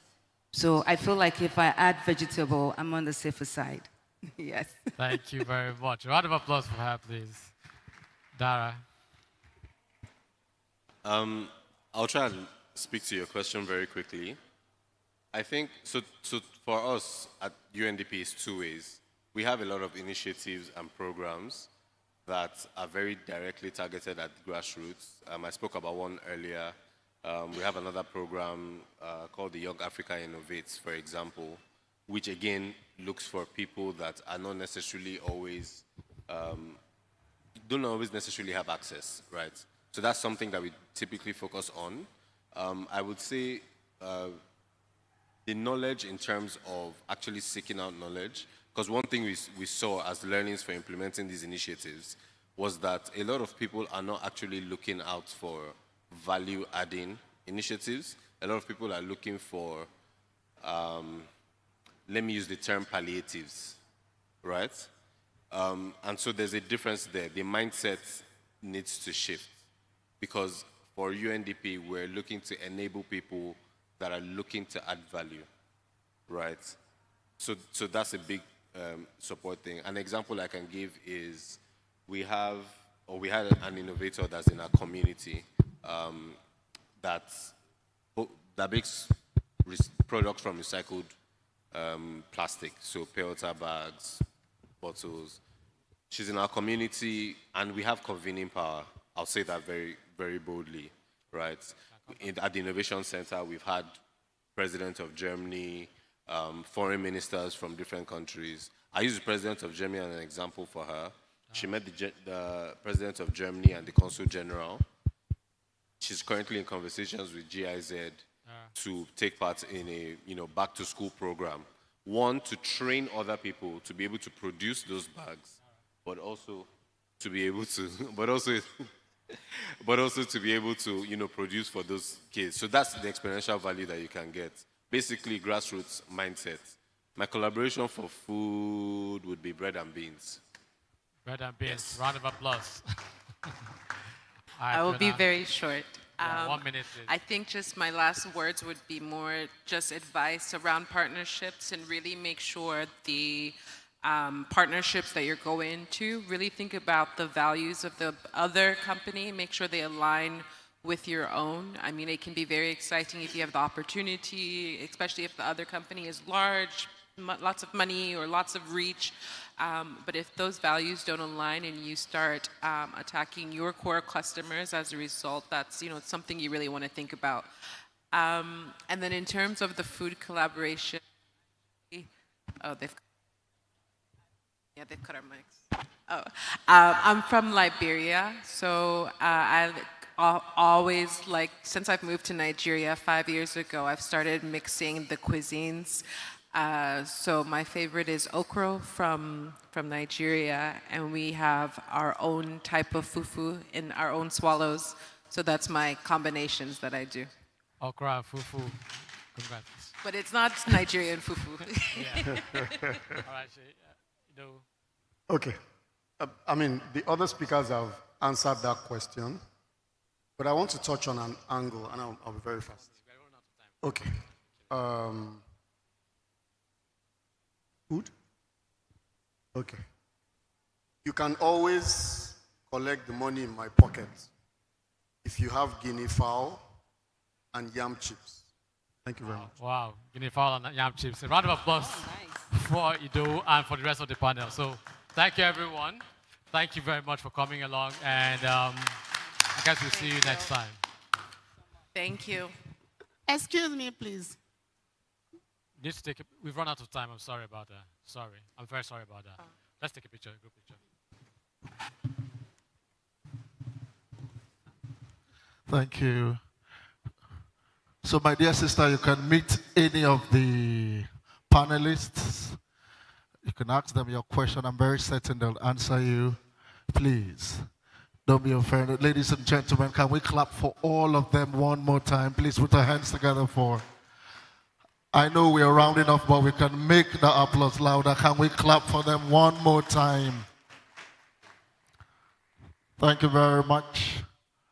While that session was ongoing, a veteran in the industry walked in, and there's no way I would not recognize him. He doesn't want this, but we have to recognize him. Ladies and gentlemen, Mr. Hallelujah Akbobome, popularly known as the King of Comedy in Africa, Ali Baba, joined us. Ladies and gentlemen, can we give him a rousing welcome as he comes? He has a few inputs. Ladies and gentlemen, can you please clap for the African icon to please come? I don't like the way you're clapping for our Oga. Can you clap better for him to say so?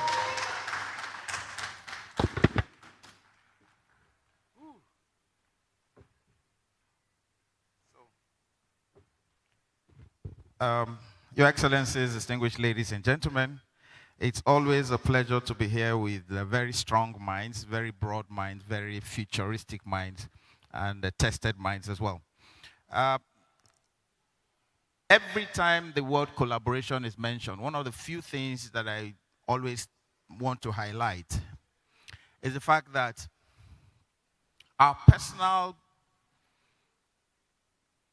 experiences are one of the very strong mitigants that stop us from actually enjoying collaborations. Who we are is what stops us from enjoying collaborations. I was talking to someone one time, and the person said that every time he sits and watches a carpenter put furniture together, it occurs to him that collaboration is very important. And I'll tell you why. He is not the one that makes the nails, but he needs the nails to do what he needs to do. He's not the one that makes the smoother, but he needs them. He's not the one that makes the hammer, but he needs the hammer. He's not the one that makes the sandpaper, but he needs the sandpaper. But you see, all of that comes from different people, and putting them together, you then achieve greatness. So one of the things that I think is a big problem with collaboration in Africa, in the AI space, in the creative space, is character. We do not trust ourselves.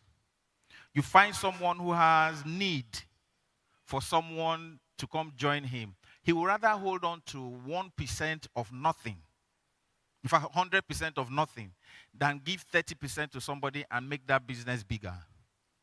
The other thing that we do is a shared vision. Some people want to do collaborations, but when they then get into it, they do not share the vision that they have. Some people go into a business and decide, I just want to do 5 years here, and once I get enough money, I'm off to Germany or Canada. it's one thing you have to think about when you want to go into collaborations. Get to know who you're going into collaboration with. Understanding that is very important. Education seems to be one of the things that is holding us back as well. When you find people who know what they want, but because they are not educated enough to partner with other people, it limits them. Legalese. Some people just want to partner. They don't think about the legal aspect. It is when it now dawns on them that they've been shortchanged, that they're not running around to look for lawyers. It is important for you to get your legal understanding of anything. The bigger picture, what are you people working towards?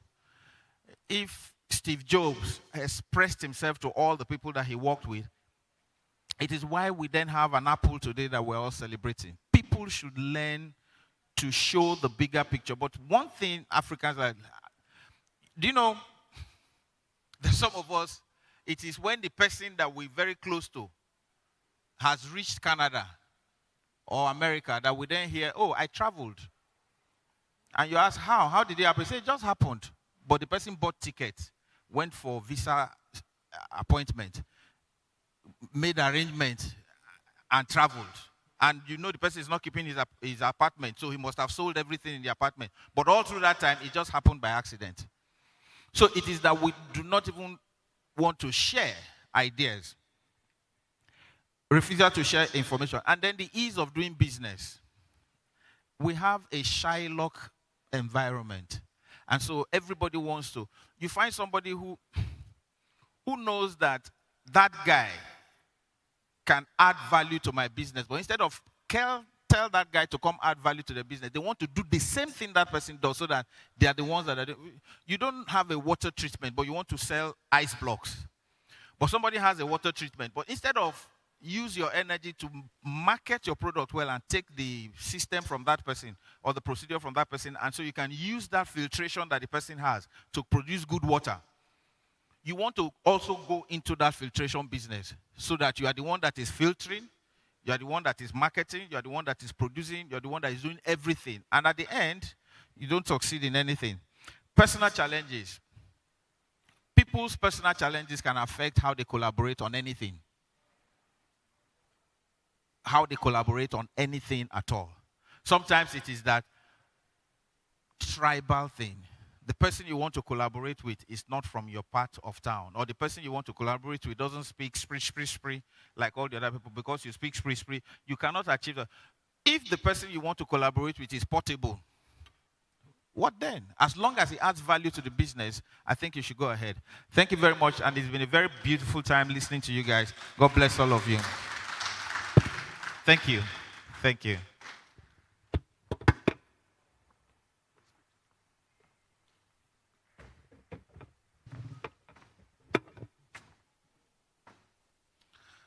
Ladies and gentlemen, if you're not speaking sprich, can you please clap for?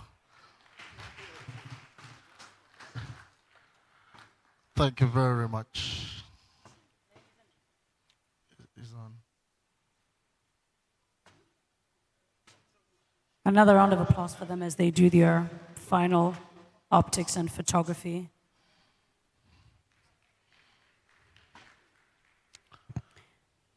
And with that being said, we have come to the end of day number 3. Day 1, day 2, and now day 3 has come to an end.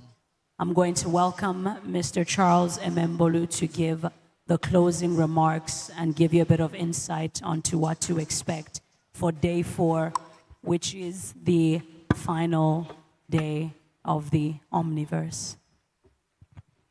Good evening, everyone. Good evening. Are we tired? So we have 2 more panel sessions, 1 round table, and a fireside chat this evening. Okay, anyway, I have nothing much to say. I just wanted to say thank you for another wonderful day. We're back here by 9 a.m. tomorrow morning. We will have special guests in the morning.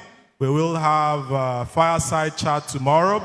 We will have panel sessions, roundtable sessions, and lots of prizes will be won at our closing ceremony tomorrow from 3 p.m. And we'll have a special and surprise guest tomorrow at 3. So please make it a date. Be here at 9 and enjoy the rest of your evening. Thank you very much. Good night. All right, ladies and gentlemen, special guest. If you beg me, I'll tell you who is coming. Thank you very much. From Inam and I, we do wish you a very good evening. Thank you. Do have yourself a good night rest later. Thank you.